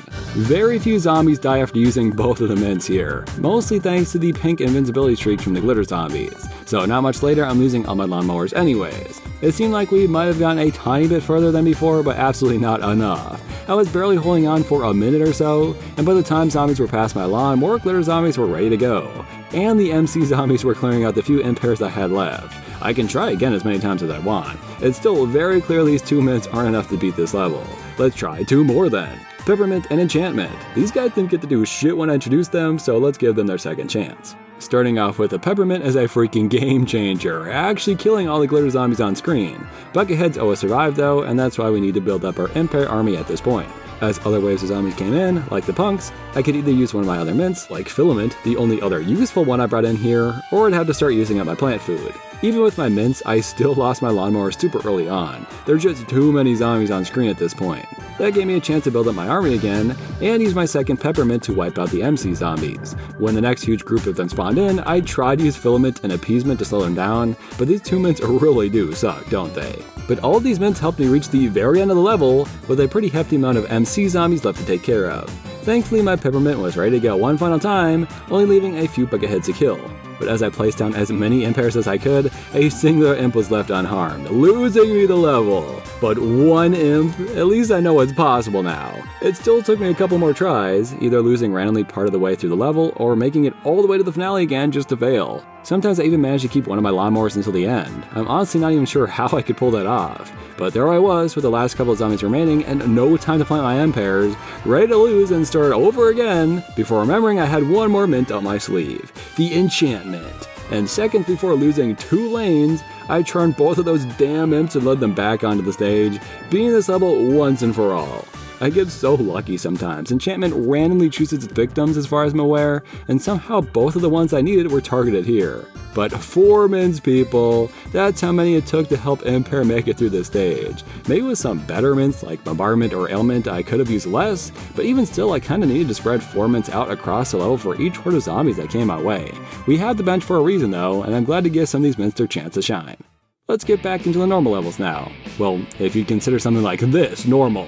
A whole row of fat beats to protect, when we have a zombie who will kick them off screen, another that will run them over, and another that will insta-kill them with a swing of their microphone, which is exactly what happened to me. I managed to use Dahlia and Iceberg Lettuce to stall the glitter zombies, but truly had no time to react before the MC zombies took me out. I was hoping to let the punks kick the fat beats back a few rows, but only one did their job, meaning by the time I made it to the MC zombies again, I was completely screwed. So I decided to ditch that strategy and just plant as many Puff-shrooms as I possibly could. I did get further that way, being able to kill a lot of the zombies before they reach me, but even just taking an arm off the MC zombies prevents them from insta-killing your fat beats. And even then I got overwhelmed, with 3 rows of clumped up zombies all trying to eat my fat beat at the same time. This is a surprisingly hard level I wasn't prepared for. I can't believe I've got Dahlia and Iceberg Lettuce working overtime and we're still losing. Well, finally I got around where the MC zombies lost their arms, allowing me just a bit more time to work on the remaining zombies there before the final wave. These 3 glitter zombie groups are all problems ready to kill my fat beats in seconds, and I have no plant food to work with. So I stole the top 2 groups of Dahlia and took out the bottom one with a solar sage. As I let her recharge, I had to hope and pray that the few Puff-shrooms there could finish out the glitter zombies in time, barely making it in both lanes because of the fat beats. There were bucketheads defending each of them. From there I just have to keep planting stuff while they take damage, finally getting another solar sage to convert like 4 zombies on that top lane. At the same time, one imp was very close to ending it all, but we took him out and continued to slow down the remaining zombies, beating the level. I was close to bringing in mints again, I'm not gonna lie, but I'm glad we pulled it off. The breakdancer is pretty much the only easy zombie for me to deal with. He kicks the other guys into my Puff-shrooms, I guess, but at least he eats. They even add another guy, the arcade zombie, who also crushes my Imp Pears with his stupid arcade cabinet. The 8-bit zombies will eat them at least. I'm pretty mad there aren't 8-bit imps though. Well, day 24 gave us the mint playground warning, but first I'll obviously try my best to beat it with just Imp Pears. And a towel turn up, obviously. So we can actually get really damn close, which is bad news for me because the last time that happened, I spent about 8 hours trying to beat it and eventually had to add a mint to help me out because it was too hard. Part of me likes these challenges and overcoming them. Part of me likes those 8 hours I could have spent doing something fun like playing Yoshi in the Mysterious Book. So let's go through the level quick. I'll give you the breakdown of how hard yet seemingly possible it is. Right off the bat, there's a group of punk zombies ready to waste your lawnmowers. If you want to beat this level, you can't let them, and it's really hard. I didn't achieve it in this run, but here's me pulling it off. If you can plant it just as they're walking by, they might stop to eat it all. They might stop to eat it a little bit and then keep kicking, or they'll just say fuck you and kick that shit because they're rebellious. But if you can take care of those 3, you're safe for a little while. Then the arcade zombies come in, meaning you have to get the zombie pushing the cabinet ASAP, because pretty soon the 8-bit zombies are going to spawn. These zombies are what make the level so goddamn hard. It's endless zombie spam. The only reason it ends is because you get hit by a lawnmower, or you survive long enough for the 8-bit music to stop. It's horrible, and there's multiple times in this level that you're stuck defending against clumps of 8-bit zombies. Then there's the gargantuars that can only die from a plant food or lawnmowers, ideally plant food I suppose, and the MC zombies who will occasionally eat the Imp Pears if you place them directly on them. All this happens over 3 waves in like a 5-minute long level. The final boss, the very last wave, is 2 gargantuars. That is so freaked, especially considering there's a long wave of 8-bit zombies in every lane before that. So here's what I'm thinking. I make it to that 8-bit wave with my lawnmowers intact, I get rid of all the arcade cabinets, then use plant food on the gargantuars. Right? Easier said than done, obviously, but I'm not sure I'm gonna keep the lawnmowers to the final wave in any scenario. But maybe I can hold out until then. I just gotta really be on top of things. And so I did. I used my Imp Pears to take out the punk zombies at the beginning against all odds, and it actually seems to work best with the imitated Imp Pear specifically, which is kinda interesting. I lost 3 of my lawnmowers very early on, but as I soon learned, that's kind of a good thing. This level is the opposite of most levels, where typically you'd want to stall for as long as you can, but once the 8-bit zombies are spawning, you actually want to move past that part of the level ASAP. That means less zombies spawn and less Imp Pears to use. So in a way, it is tactical to lose lawnmowers at this point of the level. If I ever feel overwhelmed, I use a plant food. I don't have it down to a science, I just sort of use it as needed. If I know a lane is gone, I stop planting on it completely, which helps keep the other lanes in check, of course. And here we are. All my hard work has led us to the final wave, with the Gargantuar on the top lane with the lawnmower, so that's taken care of. We just have one last Gargantuar to kill with a plant food, and it failed. The Imp Pear chose other zombies to target. I would have waited to use it, but the Gargantuar is sending with sound waves forward and I didn't want to lose. I still don't want to lose. I stayed and prolonged my death for minutes afterwards, refusing to believe that I was one zombie away from victory. But finally, I let it go, and for once, I gave up. On that round at least, I just proved with a little luck this is completely possible, and I don't care how many more hours this is gonna take, I am beating this shit. It's already been about 2 hours just for context, and I won't shout out again here since you've seen this level plenty already, but using the same strategies as I implemented in that round, I made it to the end again, and once more died to the same exact Gargantuar. So now my strategy became to save at least one of the lawnmowers on the top or bottom, and it seemed like the top was easiest to do. I also learned at which parts of the level it made the most sense to lose a lawnmower, like saving the bottom two for when the second wave of arcade machines got brought in, so less 8-bit zombies would spawn. I didn't even realize just how smart I was playing this, as when I made it to the final wave, I had 3 plant foods to use, and the first Gargantuar died before I even noticed it by sheer luck. My second plant food did not get the other Gargantuar, which scared the shit out of me, but thank God it worked the third time, and at that point, 3 plant foods later, I had won with flying colors. None of the imps were even close to costing me the round. And there you have it, another Imp Pear stage perfected. It really is an amazing and gratifying feeling to become so good at a level like this that I can go from reaching the end of the level and having it look like this, to beating it so well it looks like it was meant to be easy. We've had very few of these in this challenge, but so far this is easily my favorite free plants level in this entire video. Now let's finish up the Neon Mixtape tour with hopefully as little drama as possible. Protecting the spore shrooms on day 26 sucked just about as much as the Fat Beat level did, if not more so, but it is pretty similar, so I won't make you watch me replay it 4 times. Spoiler, the only way to win it is to hope your spore shrooms are randomly pushed further back in the stage, which is bullshit, but whatever, we beat it. I totally forgot the Boombox Zombie existed, but was very curious how charming a solar stage or Imp Pear would even work. As you probably expected, it doesn't, but it does mess up my Puff-shrooms, which is obviously a big problem. I actually found out in a later level that if you use plant food on them, it first only activates on that singular one, and after the charm effect wears off, the rest of them have their delayed power activated. That's just something really interesting I've never seen before, unless that exact thing happened with Scary Shroom in my Bad Plans video. Then I'm just an idiot. The final level in the Neon Mixtape tour challenges us to never have more than 15 plants, which might actually be hard for me to pull off. And I'd maybe act like it was if this world didn't take forever, so I'll just be frank. I reached the limit once trying to kill the first Gargantuar, which I successfully finished before he took my lawnmower. Then I let all the other lanes go and just set up an unstoppable line of Puff-shrooms to work on the final Gargantuar I was left with. And just like that, we finished the Neon Mixtape tour. Just to close out this world, I will say this is typically one of my least favorite worlds in the game, and I usually dread reaching it, but for this specific challenge I had a blast playing it, and it made for the best and most exciting showcases of my plants so far. I'm hoping Jurassic Marsh will do the same. It's pretty obvious what my main fear is going to be in this world. The literal dinosaurs I have no choice but to deal with. But I pulled it off with my expensive plants, so I have complete faith in my free plants to do the same. Though, to be fair, the zombies in this world are just generally stronger because you're meant to use the primal plants to beat them, so I might need Imp Pear more than Puff-shroom in these levels. That's my prediction. Once more, we've got 2 new mints to add to the team, this time themed around each other. I personally think it's kind of dumb they even went through with this naming scheme, but we have both the Enforcement joining the team and the Reinforcement. That won't be confusing at all, I'm sure.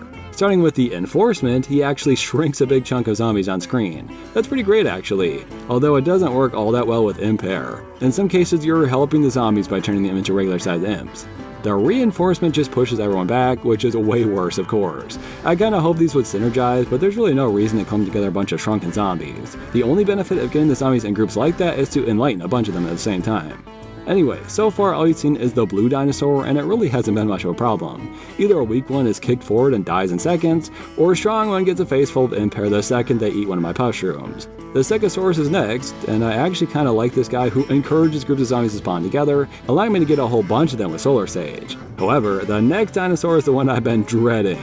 It's the damn prospector zombies all over again, with the pterodactyls bringing zombies to the back of the stage now. Somehow I forgot that the imps turn back around when they're transformed, so I lost a couple lawnmowers in the process. And these levels have been super stingy on plant food, so soon after my puff-shrooms were gone. Long story short, I lost this level, dude. It is time to lock in or I'm in trouble.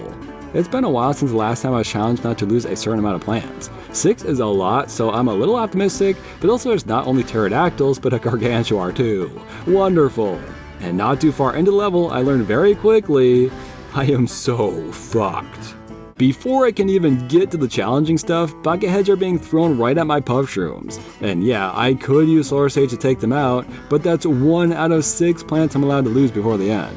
Let me remind you that the only plant that doesn't die just from being alive is the goddamn puff-shroom, who instead requires a constant dose of plant food to survive, and has to be planted close to the front so it can deal damage before it starts to disintegrate. But can't survive there either because that's where the dinosaurs push the zombies. There's no other strategy, there's no fixing this problem. This is the only possible way to beat this level, and so far, it definitely seems impossible. I truly thought it was, but I still had a couple ideas to try. First, I figured I might as well let some lawnmowers go just to see what happens. In doing so, you barely end up killing any zombies, and it's hard to get the round started once you get to that point. So it felt like a bust, and I stopped trying. What did make sense was to wait to start planting until absolutely necessary. That means my puff-shrooms can survive for longer, and I can take out these 2 bucketheads at my own pace. I also started planting my puff-shrooms further back in that one specific lane where the dinosaur spawns. That way I'm not losing puff-shrooms the second they're kicked. Also, I thought the pterodactyl was going to ruin the stage, but for whatever reason, it never did a damn thing, which is only good news for me.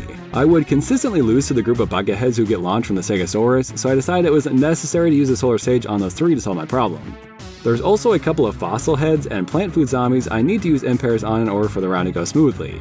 And with all these improvements, I went from only seeing the beginning of the level to reaching the gargantuar. So obviously I let a lawnmower go, excited to be reaching the end of the level, only to find out there's a second gargantuar. Great! Well, now I have no idea what to do here, even plant food won't kill that guy. And as we discussed earlier, the game only lets you launch 1 lawnmower on your own, so that's out of the question as well.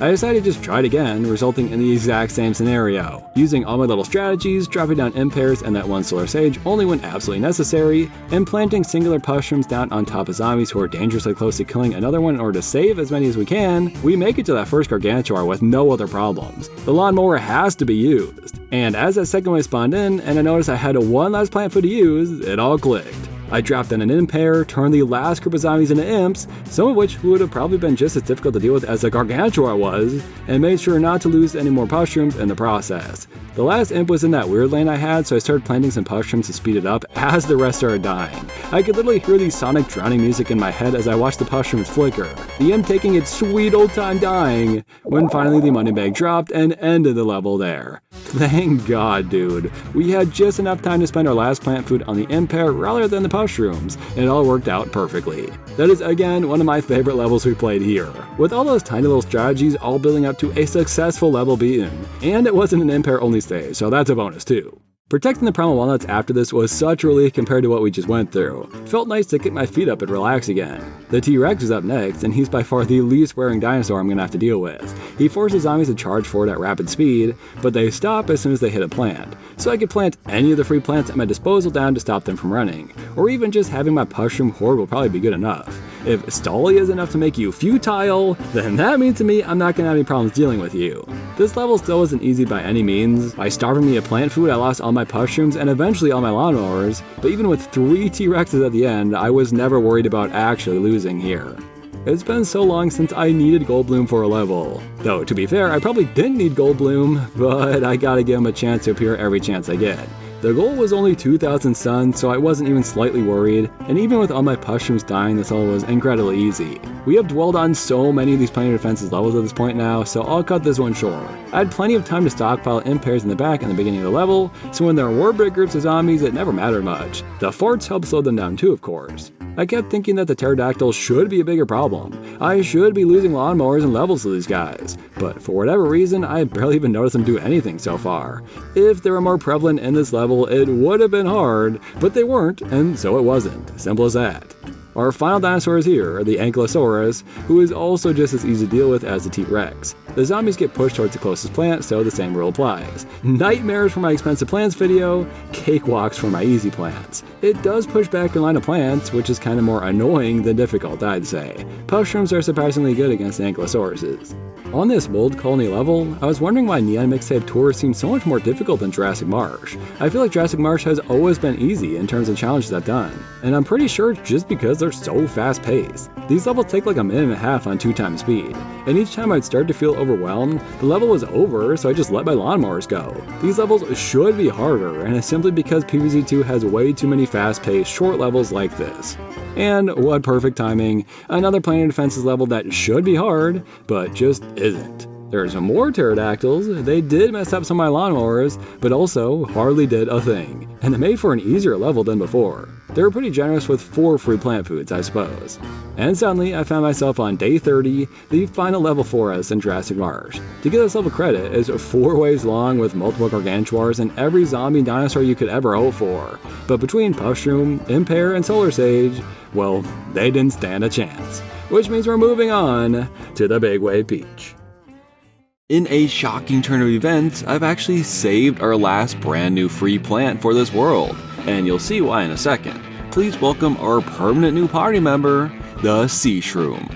This is a somewhat newer plant, so new that I hadn't yet unlocked it. I do grind for its seed packets before starting this challenge, and so you can watch along with me as I press the button to own them forever. New slave just dropped. I have literally never used this plant before, so I don't know anything about it. Well, other than that, it's a water version of the Puff-shroom, which is really funny actually. Puff-shroom has become crucial to our success so far, and the singular world that would have thrown a wrench into that is Big Wave Beach. But now they've added an aquatic version of the guy and solved all of our problems forever. I was dying to know though, can it be played on land as well? Nope, it can't, and I'm glad I gambled on waiting to include until now, because it wouldn't have been usable until this point in the game. Anyways, we won't even be able to bring them into modern day, so this is their world to shine. I'll try to start using Imitator on them now, although I have a feeling I might come to regret that in some of these levels. It really does work exactly like a Puff-shroom though, if you're curious. It eventually expires, plant food makes them all attack together, but the one bonus is that the plant food spawns another one in. Not really sure why it has that bonus at all, but it does. Let's start with our new mint too before I forget. I don't believe any of the mints are aquatic, so I couldn't pick an on-theme entry, so I just went with the Armament. He shoots a barrage of projectiles to rain down on the zombies and actually does a pretty good amount of damage. I'll be waiting to see if I actually need the guy in any of these levels. Having water cover the entire front lawn is so frustrating compared to my normal playstyles. I like to put Puff-shrooms up close and use my single uses right away sometimes, but now as Solar Sage is recharging, I can no longer rely on the Imp Pear to save my sea shrooms. Other than that though, until the octo zombies and the fishermen show up, I doubt I'm gonna have many problems. Other than the tide shifts that just kill all of my sea shrooms instantly. I really thought it would be smart to use them, but it seems more and more important to build up my land plants instead. Day 6 is a pretty perfect example. I'm only allowed 2 plants, so I first decided to bring in 2 sea shrooms, and seconds into the round the water was gone and I was defenseless. Alternatively, bringing in 2 Puff-shrooms worked great, and while it took forever and was insanely boring, it worked. I had to wait until day 7 to really try out the 2 of them as a team, starting out with the Puff-shrooms until the water came in, switching to sea shrooms from then onward. It's a really strange way to play the game, and I can't say I love the idea of Puff-shroom flirting with someone other than Imp Pear. I suppose we're reaching the climax here, and it's about time to have their third act breakup before reuniting in modern day. Their relationship's stronger than ever. What a true romance story. Holy shit, I'm about to freak the hell out. I just found Imp Pear and sea shroom together, and a plan your defenses level. I hope Puff-shroom doesn't get jealous. But genuinely, I am so happy to have someone here to help for once. I made the mistake of duplicating Sea Shroom though, which I learned by the final wave was the incorrect choice. Going back in with duplicated Imp Pears work like a charm. I also learned Imitator can break surfboards without dying, which is pretty awesome. That guy is durable. For the first time I could think of, I decided to duplicate the Solar Sage, considering this was a sun-producing level and they're the only plant on my team that survives on both land and water. They went pretty great, I'm not gonna lie. It was weird seeing so many stacked up like that in the back, and it was nice to not have to rebuild my defenses every time the tide changed. I obviously didn't have a problem producing 2,000 sun either. Seeing those endangered potato mines out there quickly sobered me up, and the second I started playing and the tide went down, killing all my sea shrooms, I knew I was pretty much screwed. I am deeply sorry for the family of that potato mine I failed to save today, and I'll be holding a memorial service for them tonight in their honor. I realized once again that duplicating sea shroom was a fat mistake, and I opted to duplicate solar sage instead, just to see how well that would go. It worked for quite a while, but this is a long level, and eventually when surfer zombies showed up, I was pretty much down for the count. There were so many close calls throughout the level anyways, so many instances where I was barely holding on. I figured I might as well try duplicating someone else instead of them. Maybe regular puff-shrooms could work. It went way better, so I wasn't really worried even. And then a surfer zombie strolled up and did this. What the hell? I guess I'll try again and have a solar sage ready to go this time. And when I successfully did that, a second one surfed in and ruined my run again. So instead, I put an Imp Pear in the back, ready to be used for plant food against these freaks. And 3 hours later, I've greatly underestimated this level. It is very hard. I switched back to duplicating solar sage again. I made it to this final wave like 5 times, and every time 30 zombies spawn from the water and on top of my potato mines in seconds. I keep using Imp Pear's plant food at this point, but I think this time I'm going to try using Iceberg Lettuce's plant food. Maybe slowing things down will give me enough time to set stuff up. So I played, and I played, and I played, and I played, and I played, and I played. And if this was accurate to how many times I actually replayed, let's do some short calculations. Took me about 10 hours of tries. Each round was more or less 5 minutes long if I made it all the way to the end, so at least 12 tries per hour, meaning I sat and played this level over the course of 2 days at a minimum, 120 times. Again, at a minimum. I just went and deleted 85 failed recordings from my phone too, and the amount of attempts where I was right there at the precipice of winning cannot be understated. A level I went into not taking seriously at all has suddenly become the hardest level to beat in this entire video. So let's break down my new strategy and how I eventually won despite doing the same thing over and over for 10 goddamn hours. The winning duplicated plant was one I hadn't even tried before, the Imp Pear. The water sections suck ass, but I noticed every time I was losing it was during the low tide. In my mind, the best option for that was Imp Pear. I don't have to waste my plant food to keep them alive like Puff-shroom, and the recharge time is very quick and will allow me to plant a ton of them when needed. Anyways, to start the round, I primarily use sea shrooms while beginning to build up some solar sages. These will not be used until the second to last wave, but I thought it was important to get them started right away.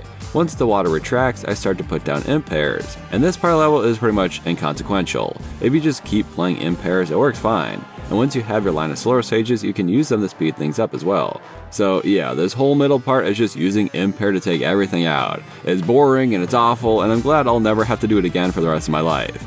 Right before the third wave, once these cone heads get hurt, the water will come back through and kill remaining Imp Pears. For a bit, you can use a single row of land to take out any stragglers. Also, at this time you gotta start planting sea shrooms to prepare for the upcoming zombies. And here is where the surfers spawn in. Your options are solar sage, hence the line of them in the back, or Imp Pear's plant food, and so whichever was available I'd use. Additionally, if regular zombies got close to the potato mines, that was always my go-to, using plant food just to keep myself alive.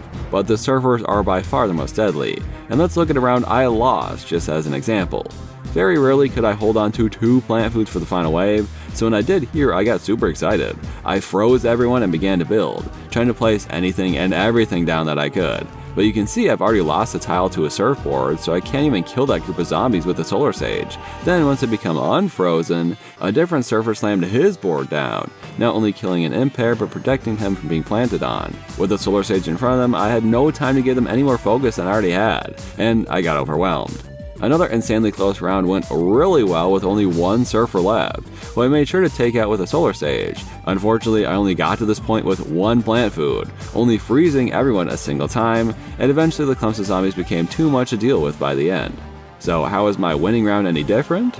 Well, there were quite a few lucky moments. Enlightened zombies have a chance of taking another zombie out as it passes, which happened to one of the surfer zombies, which is huge. I also managed to hold on to a lot more of them than usual thanks to a good sea shroom placements and plant food timing. And right before the water retracted, I used one to turn the front runners into imps, meaning once the water cleared and everyone got frozen, I could primarily use Puff-shrooms to weed them out and only place Imp Pears on the bigger zombies. As far as I can tell, this is the only time in the 10 hours of playing this level that there were no servers at the end. They got imped just before. And I still had 2 emergency solar sages left over. Once everyone thawed, I was prepared for the first group of enemies, taking nearly all of them out before the second group came. By then, the bottom lane was done. There were Puff-shrooms in every other lane, and I really only had one close call with an insanely clutch solar sage, literally saving my run just in time and taking out the biggest clump of zombies left on screen. And it was clear right here that I'd finally done it, and day 15 of Big Wave Beach was over. Just look at a comparison between the round I won here, having barely any zombies reach the line of potato mines, compared to a previous round I nearly won, where every single second I was fighting for my life keeping the zombies at bay. How I kept up with the imps on the bottom row, I have no idea. Winning on that run might have been more exciting or insane, but simply being this level at all feels unreal to me right now. I feel like it's not even gonna look hard to you guys, but I'm not exaggerating when I tell you this was the hardest level of Plants vs. Zombies I've ever played in my entire life. And hopefully I won't be saying that again anytime soon. Also, it wasn't fun. I genuinely hated it, in case you were curious. I can't believe we get to move on now. Seeing an octo zombie walk into day 17 didn't even feel real. But I was excited because people have been telling me for forever that hot potatoes can melt octopi. So I brought her in, eager to see it for the first time, and nothing goddamn happened. What the hell was everyone on about? I looked it up and apparently you gotta level them up to level 5 to do it. Great! Guess I'll be defenseless then. What else is new? Thankfully, I can now use lawnmowers again. Wait a goddamn minute. Oh, no. I could have been using a lawnmower to help me beat day 15 the whole time. I hate myself. Ah! Anyways, the point I was gonna make was thank God the lawnmowers can take out annoying waves of zombies, give me 3 plant foods in the process, and make the ending of these levels easy for a change. I didn't think fisherman zombies were gonna be that hard, especially when I got to start the level with like 15 sea shrooms, but later on when I barely have anything, he's as dangerous as ever, and you can't plant on them so they're impervious to solar sage. I remember some of the fucked up levels later in this world and how horrible they're gonna be now. I barely beat this level and it wasn't even hard. I just didn't have anything to work with. Speak of the devil, day 23 was the exact shit I had in mind. I do get banana launchers though, which helped quite a bit. It started out pretty good, but this level is simply relentless. And long too, 4 whole waves of this shit. One of the bananas got an octopus on it, so I was gonna use Puff-shroom to free it, right? Simple enough. Well, because I did that, the fisherman showed up, grabbed the Puff-shroom, and pulled both of them forward. I called genuine bullshit on that. Ended up losing simply because I let the fishermen have their way with my banana launchers a few too many times. But I think I'm realizing Imp Pear is the go-to on these levels. They're reliable, they can sell zombies, and take out the stronger ones with just 2 units. Puff-shroom basically needs an army to work effectively, and that's just not happening. I also made sure to plant in front of the bananas much more often just in case, and I'm pretty sure I didn't actually fight a single gargantuar. I always just let the lawnmowers do the work. Right at the end, a sneaky imp nearly got me. I'm really curious how much health that banana had left because it couldn't have been much. But man, that was a level I was super worried about that I'm glad is over now. So we're at the last 5 levels, I've quickly skimmed through them, and each one somehow looks harder than the last. Day 25 is the only easy one, challenging me not to spend 3,000 sun. Obviously I'm not going to struggle with that one. Obviously 2 imps are going to walk off the edge of the lawn and barely die in time to the plant food I just collected. This was the easy level, dude, look at all that shit. Here's me killing the final gargantuar in case you don't believe I survived all that. I don't blame you. Day 27 only lets you choose 2 of your plants, so I decided to try sea shrooms and imp pears. The whole beginning is water, so you kinda need sea shroom. Then after the first wave, it's mostly land tiles, and it was kinda fun trying to kill the fishermen while planting random imp pears at the same time. But then the next wave came in, and I realized I was big time screwed. Usually I take out the lily pad freebies when I start a level just to see if it's possible without them, so now let's try it with them, and bring in our doubled up Imp Pear. You can make it past the initial water section, and if you use your plant food correctly, you only lose 1 lawnmower from the octo zombie. From there you get a ton of open land to build up your Imp Pears, who will easily deal with the middle waves of the level. The fisherman zombies are so kind, pulling Imp Pears towards the zombies for you. I never knew they could be so helpful. While one was being eaten, a fisherman tried to catch it, but instead the line kept going right off the screen, and then he got farted on, so it just stayed like that for a while. Can't say I've ever seen anything quite like that. Then, right before the end, the water comes back in, you're left with whatever lily pads were able to survive, and obviously you lose the remaining lawnmowers afterwards. We get a single plant food, so I guess make that count however you can. I wasn't able to, the middle lane had an octopus zombie, so I lost, and a random imp was in one of the other lanes, so I double lost. But making it to the last wave was pretty unexpected, I gotta say. It makes me feel like it could be possible. But this level sucks fat ass and takes like 7 minutes per run. It's brutal. I decided to try another day when the zombies spawn in different lanes, just to see if that could help at all. I got just about as close as before, but did get a clip of an Imp Pear dodging an octopus. I don't actually know how or why that worked, but I have video proof of it, dude. The whole problem with this level is I can't really even use mints to make it easier, since I only have 2 plants of my choice, and mint recharge timers suck ass. But at this point, I'm sick of this level, so I figured I might as well give it a shot anyways. My initial plan was to try Bombardment and Ailment, but Bombardment wouldn't seem to target the water zombies. I'm thinking maybe it only works on land, so it stays near the lily pads? I'm not sure, but it wasn't working out. Then I remembered Peppermint could work, as long as fire works on water, and I figured it would, but still was a little surprised that it did. In this initial run, I did pretty bad, but I learned a lot. Ailment will kill almost every zombie, but Peppermint doesn't deal enough damage to take out Buckethead, sadly. Neither can hit snorkel zombies underwater, neither can kill octo zombies alone, and neither can kill fisherman zombies alone. Though that one doesn't really matter all that much since they aren't hitting our lawnmowers. But we do need at least one damn lily pad to plant these on. Additionally, I can use all the plant foods I get to recharge the mints when needed, so I can actually use them pretty dang often throughout the level. If it comes down to it, these snorkel zombies can be killed as they walk off the stage.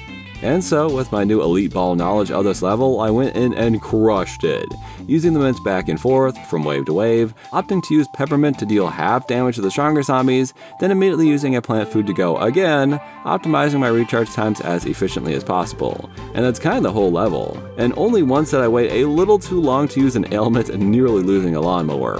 When the final snorkel zombies came in and the water covered the whole screen, I attempted to use another mint while my last 2 lily pads were eaten and octopied. So I just let the lawnmowers finish the job. I'm not proud of abusing my mint privileges on this level, especially because I think it could be done with Imp Pear only, but this level is genuinely dog dookie, and I'd like to move on, please. As I said though, the levels only get harder. And day 28 is almost certainly impossible. Lose 5 plants or less? Are you insane? I can't use Sea-shroom because when low tide hits, I lose instantly. I can't use Puff-shrooms because I don't get a plant food to revive them in time. I can't even use mints without it counting as a lost plant. I really can't even let nothing happen because of the lily pads that they start you with. I am losing plants no matter what, and I don't think there's a world where I even make it to the end using 5 mints. Right? It was certainly worth a shot though, so I brought in my best 3 this time. It worked out great that the first 3 zombies can all get taken out by a single lawnmower, losing 0 plants in the process. Then I planted down an Imp Pear for later use. When zombies get close to my lily pads, I gotta use my first mint, thankfully taking out a couple extra that spawn in right after. I can let these zombies walk all the way up before we need to use our next mint, then again for the next group. I accidentally let them get a little too close, so Bombardment was actually perfect. Let's not forget I have lawnmowers to lose as well, so I let a couple go. Here's where the snorkel zombies appear, and as you probably remember, they're the one zombie who are immune to my mints. So what's the one thing I can do that doesn't kill a plant? Imp Pear's plant food. Sadly, we gotta use 2 though to kill the imps before they eat any lily pads. Using 1 more mint gets us to the final wave, and here we can only lose 1 more plant. But here's the thing, the mints die after a few seconds, so if I spam a bunch all at the same time, none will technically die. A loophole so genius allowed me to beat this stupid level. Thank God. I'm not gonna worry about using so many mints here, it is painfully obvious I needed to. I desperately wish this world was done, but sadly next is a plan your defenses level. And I'd wager this might not have been possible without sea shrooms, and I'm more thankful than ever that they're allowed for some reason, even though puff-shrooms aren't. This level is actually really easy, so I won't dwell on it. Tons of zombies, especially at the ending, which I thought was going to be the final wave, so I kinda got jump scared when it wasn't, but thankfully the only lane with the Gargantuar still had its lawnmower. Easy level for once. But we've made it to the final boss, Day 30, protect the actual chud guacodiles. If anything touches them, including a fisherman's hook, it's just over. I'm done with Big Wave Beach, I'm standing on business and we're getting right into the meat of things here. I think this level took me about 2 hours of attempts to beat, and it's not even necessarily a hard level, it's probably easier than the other 3 we just played, but it's long with 4 waves and every single time I had a good thing going the water would wipe me out in an instant. So constantly through the level you build up puff-shrooms, defend as best as you can in the water, then back to puff-shrooms, then back to water. It's exhausting. I made sure to always have solar stages in the back because if a fisherman popped up without me noticing, it could drag them for as long as I needed. The surfers are kinda scary, but I actually learned if you use Iceberg Lettuce on them, their surfboards break, which is pretty awesome. There's our Gargantuar part of the way through, who will hopefully get imped by my plant food. There's octopus zombies who take up space on the lawn and love to be annoying, and the bucket heads and circle zombies are a little tough, but mostly a non-issue. In each of my attempts I had never made to the final wave. I was always a bit unprepared for what was coming, especially at the part where water wipes out the entire lawn at once. Thank God this time I had a couple solar stages ready to go for the surfers, and by then there are land spaces for me to start planting on. Puff-shroom spam is a great way to stall the fishermen. So I'd never seen the final wave before, which consists of 2 octo zombies and a Gargantuar. That's crazy stuff. But something really special happened. The octopi protected my guacodiles in 2 lanes, and so in one of them with the Gargantuar, I let the lawnmower go, then shortly after a snorkel zombie walked right through to snag another one. To be honest, I didn't even notice the guy, so thank the Lord my guacodile had an octopus on it. And it's pretty clear at this point that I've beaten the level with a plant food to spare, which means we are through with Big Wave Beach, and each level is possible with only free plants, as long as you use a couple mints in them. Big Wave Beach is probably the scariest world in the game, so that's a huge achievement. Now it's time to say goodbye to Sea Shroom forever as we move to the final world, Modern Day. As tradition, it's time to showcase all of our plants throughout each of the Modern Day levels, which mostly means we'll be taking our mints off the bench one by one and attempting to use the forgotten members of our team like Great Buster or Hot Potato. But first, our final 2 mints are here, so we'll start with them going into the first level. Concealment Europe, made specifically for these shadow plants in this world. Without them to boost, it just drags a couple of them down like Grimrose. It's pretty great, probably in the top 5 mints I have access to, simply because I can use it to kill zombies who are very frustrating to take care of otherwise. We're also adding the Spearmint to the team, and the only reason I waited until now to do so is because I heard it was an OP plant. So I went ahead and dug up all my puff-shrooms, ready to unleash the beast, and all it did was spawn in a line of spike rocks, which, don't get me wrong, is really good. The spike rocks don't go away, so you're getting 5 free plants out of the deal. But it was not what I expected to happen, and so I lost every single lawnmower I'd ever had. I was concerned about being the few stragglers, but thankfully I had a plant food to spare. Going into day 5, I decided to bring in Ailment, simply because it is probably my most powerful mint I own. Peppermint is a close second. But we're still in the easy level, so now is the time to bring in the ones we've seen a bunch already. I forgot how great poison plants are against the newspaper zombies. I also nearly forgot to plant Tile Turnip, who I'm going to try my best to bring into every single level of this world. Day 6 is a sun production level, and since there's 2 of them in this world, I want to try this first one with no extra help. Can I get all my sun from the sun tiles? They're all right in the front of the lawn, so it seems like it could be tricky to pull off. I definitely need Stalia and Iceberg Lettuce in here just to take up space sometimes. And I decided to duplicate Imp Pear this time just because they're the quickest and easiest plant to get out on the lawn. So it went quick. We were at the final wave within a minute. The one thing I did not prepare for though was the wizard zombies. The sheep do still produce sun on those tiles, and the wizards do walk pretty damn slow, but they're very, very hard to kill on your own terms. If the whole lane gets covered in sheep, you're kinda screwed. So I tried my best, slowly whittling away at the last 2 wizards while waiting to get the sun I needed, getting so close, but that final wizard was right at the end and I let him die too early, ending 200 sun short.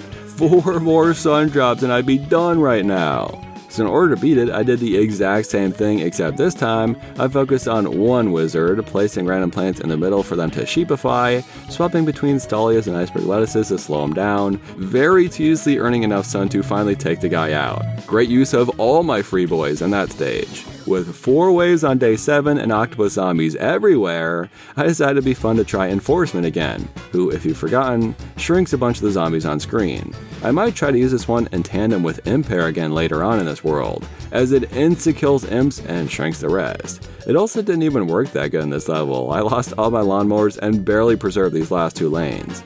Day 10 was insane with Far Future and Frostbite Caves zombies, and the only positive note is that I got to bring in Hot Potato one last time. I decided to pair them with the Peppermint to stay on theme, which is great for most zombies but kinda sucks for the mechs and gargantuars. I managed to brute force 2 gargantuars with Puff-shrooms and it took a long time to do so, but we saved a couple lawnmowers and that's what matters most. Bombardment's up next to help with the Prospector zombies and more football mechs. These guys are one of the hardest zombies for me to kill, so any extra damage to them is huge. And Bombardment absolutely stole the show, basically being this entire level on their own. I will say, Imitator got their moment to shine on the bottom lane here, withstanding a push from the football mech zombie to get in a couple last hits and save our lawnmower. I love stuff like that. Day 12 forces us to keep our plants alive for a change, which is going to be a big problem. Initially, I decided to give it a try and see how it went, but thanks to the Shovel Zombie Chicken Wrangler Nightmare Blunt rotation, I'm going to be losing a lot of plants today. I wasn't even making to the final wave before losing, so I went for a new strategy, starting rounds by losing lawnmowers. That meant killing a lot more zombies without wasting any plants' lives in the process, and not needing any plant food to keep my puff-shrooms going. Eventually, I built up my defenses, made it to the final wave, and realized as they're responding that I needed to keep my puff-shrooms alive using my last plant food in order to not automatically lose a level, which basically meant that Gargantuar on the top lane was going to beat me. Then my game plan became keeping the top lawnmower for the final wave to take out that Gargantuar, but each time I made it there I had way more problems than just that, which resulted in a very funny glitch where the Imp Pear got thrown as I got a game over, so he just flew away. I can't say I've ever seen anything like that happen before, but at least now when someone says they think they can beat this level, I can come back with, yeah, when Imp Pears fly. Anyways, let me walk you through how to beat this seemingly impossible level. Starting the round, you gotta take out all little stragglers with solar stages, not wasting any lawnmowers. If there's groups of zombies coming in, then it's good to start letting them go. Like the second lane from the top is usually the first to go. Chickens are coming in now, so I placed down Imp Pears for protection and 3 rows of Puff-shrooms. Then all the lawnmowers other than the one we saved are gone. I build up a whole bunch of Puff-shrooms, I wait for the shovel zombies to spawn, then I use plant food on Imp Pear to wipe out as many as I can. Sadly, the Imp Pear I placed got eaten, meaning I only have 3 more plants I can lose. There's 1 more shovel zombie I gotta take out with a solar sage, the top lane is gone from my lawnmower, and all that's left is these groups of zombies. It looks like I've won, doesn't it? Well, the only problem is that the cone heads are strong enough to withstand my Puff-shrooms, especially when there's groups of 2. I can only take out one of these groups with Solar Sage and the others are gonna have to just survive.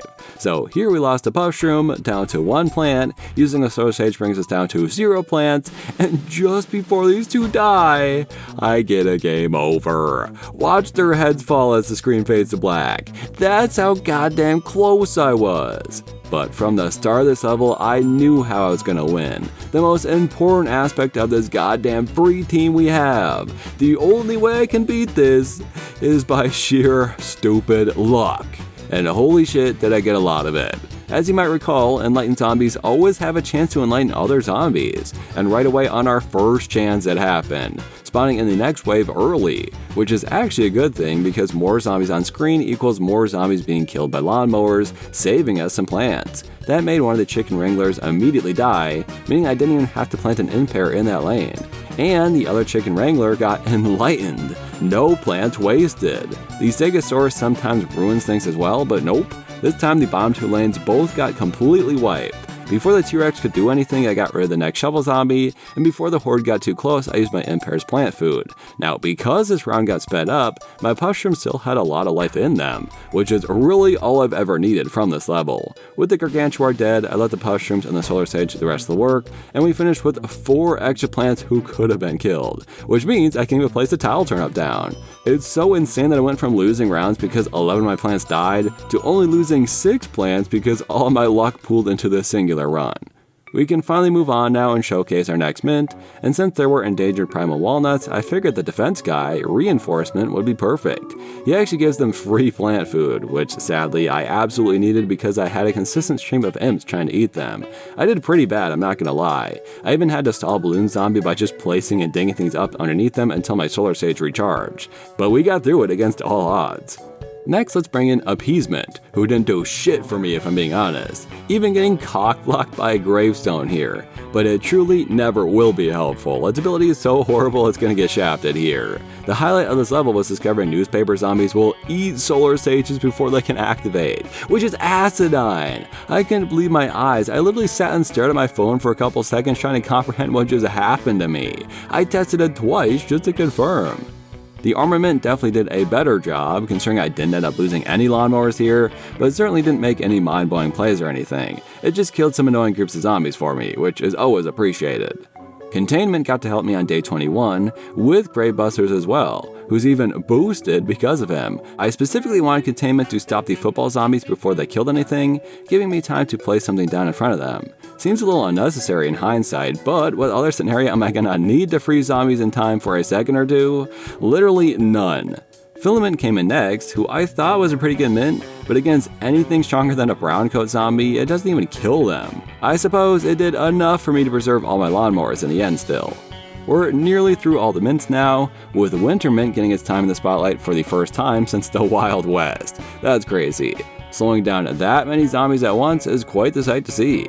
I've been waiting for a second sound level to finally bring in Gold Bloom, and the enchantment again, who I must remind you, generates a whopping 50 sun. Real MVP over here. And our last mint will be going into day 29, the enchantment. I don't have a good reason as to why I saved this one for so long, but I wanted them to be the hero so damn bad. I waited until there were 2 Gargantuars on screen, perfectly aligned to save the day once they were charmed. And when I played it, neither of them were affected. Piss off, enchantment! I'm replacing you with enforcement so I can do that imp strategy I talked about earlier. It works amazingly, by the way. And of course, this is our final showcase of the Gravebuster, the real savior in this stage. And now, the moment we've all been waiting for, the real challenge of modern day, day 30. The level that has caused me trouble no matter what team I've decided to use. Bad plants struggle, expensive plants are barely capable of beating it. Now it's time to see if the free plants even have a chance. Starting off, it definitely feels more feasible. I have plenty of random plants to place at any time they're needed. The flower line will always be scary, but if I can just keep it covered throughout the course of this level, I think I've got a good shot at this. The minecart is really bad for me though. That's basically a whole line I can't place Puff-shrooms on. However, it did seem to be going very well. Full rows of Puff-shrooms basically killing everything as it spawned. Only when the first Gargantuar appeared was when the trouble started. Without plant food, I simply don't have a good way to kill them. With Puff-shrooms, it takes freaking 5 ever. It doesn't help that a second one casually strolled in, and I knew I couldn't handle both and the other zombies coming all at once, so I used up my only manual lawnmower. Once the first Gargantuar threw his imp, I came to a realization though. We have lawnmowers available for all these Gargantuars, we just need a way to have them activated. This one uses imp to do it, which worked great, but it takes a long time to deal all that damage. What if we used a balloon zombie or something to do the work for us? I'm still gonna have to stall these freaks, but it is an option. And just so you know, yes, I absolutely lost this round. There was no coming back from 2 brand new Gargantuars here. I genuinely thought I was going to beat it on my second try at this point. I made it right to the end first try, so now it's going to be easy, right? Yeah, and then I sat here for another hour playing it over and over again. This is the level, dude. Find me a group of plants that don't struggle here. You can't. Even when you feel like you're on top of things, one of the lanes will fall without you noticing, or the balloon zombies will be popped directly on the line of flowers, forcing you to suddenly fight for your life. Or one of the 4 Gargantuars will just cover up half the screen, allowing for random zombies behind them to sneak right in and ruin everything. I knew what I wanted to do, it was just so damn hard to actually achieve it. I had some very close rounds, including a really cool one where my strategy was to turn a prospector zombie into an imp after he jumps, forcing him to turn around, hit the lawnmower, and kill the Gargantuar the frame he spawns. But finally, here's how I managed to beat day 30 of modern day using only free plants. The beginning is the setup phase, killing the few zombies that spawn before the first wave and getting my Puff-shrooms ready. The main problem next is the football zombies, who will slowly eat away at my Puff-shrooms until the next line of zombies arrive. That means it's time to use our first plant food, which should kill everyone except for the balloon zombie in the middle. We let him pass while building up our Puff-shrooms once more. The first Gargantuar spawns in now, and it just so happens that there's a lawnmower coming his way. Thanks to that balloon zombie, I can use my manual lawnmower release on the second Gargantuar, then get ready for the next line of zombies. When the last Gargantuars were coming in, and I had everything ready to go, I was confident. Time to use Imp Pear's plant food, and I accidentally used it on Puff-shroom.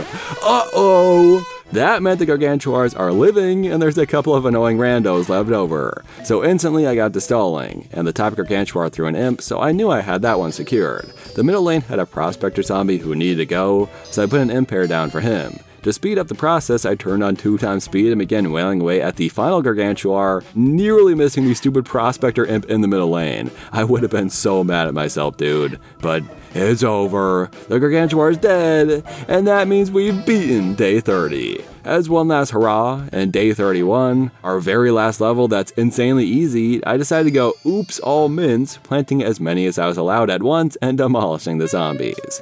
And that means, holy shit, I can't believe I'm actually saying this, you can beat Plants vs. Zombies 2 using only free plants. Just as long as the one Sunbeam level doesn't count, or that one Lost City level I mod to get Solar Stage into. But otherwise, our challenge is over. At times, this felt like the easiest challenge in the world, while on specific levels, I was literally gouging my eyes out 8 hours into a stage. Power mints are broken, Puff-shroom can be really good, Solar Stage can end to kill nearly every zombie in the game, and Imp Pear can weaken all the others. This is a stacked team that only got stronger thanks to the imitator. It was hard though, and if I had to rank my challenges from easiest to hardest, Bad Plants would be the easiest, Free Plants goes right in the middle, and without a doubt, Expensive Plants was the hardest. Only having a couple plants to work with is not how the game was intended to be played, and I'm still shocked I managed to beat some of the levels in that video. It's coincidentally my favorite video I've ever made, if you're curious. I'm really proud of this one too though, and I'd love to hear your thoughts on it. I'm gonna wrap up immediately though, because I believe this is my longest edited video to date. The script is freaking 42 pages long. So please, if you enjoyed this video, leave a like and comment to help it perform well, and consider supporting me on Patreon, where I posted this whole challenge early, or become a channel member to get shoutouts like Patrick Barjan, Keep, Callum Ford, Timur Koronov, Aaron the Ghoul, Freakish Smile, Lewis, MGR Damadan, Einerjar, Jonathan Biscoff, Kirby Fanreal 1992, Green Man Yap, MacDax 2, Lavatane Chillin', Test Monkey, Jep the Legend, OK, Bobcat 217, Sleepy Boy 74, Razor BVG, Jim from Angry Birds, Skibbity, Ortsethos 9250, Tobias L. Fan, and Dolphin Man Live. Hello, everybody. Thank you all for gathering here today to mourn the life of that one potato mine who died in the line of fire on Big Wave Beach Day 15. If you don't mind, I'd like to say a few words about them. I didn't get a lot of time to get to know that one potato mine who died in the line of fire on Big Wave Beach Day 15, but I only ever heard good things. He was a father, he was a lover, and a fighter. I can tell from the smiles of his family that those sentiments ring true. I told myself I wasn't gonna cry. They fought valiantly in order for me to not have to spend any sun on my plants in this completely arbitrary challenge video, and in my opinion, he went down a hero. The cowards who stood next to him and let it happen, I'm not sure they deserve forgiveness, and this death is 100% their fault, and I'm actually selling some torches and pitchforks outside so we can go track down where they live and make them regret their life decisions. All this is to say, thank you for your service. You will be missed.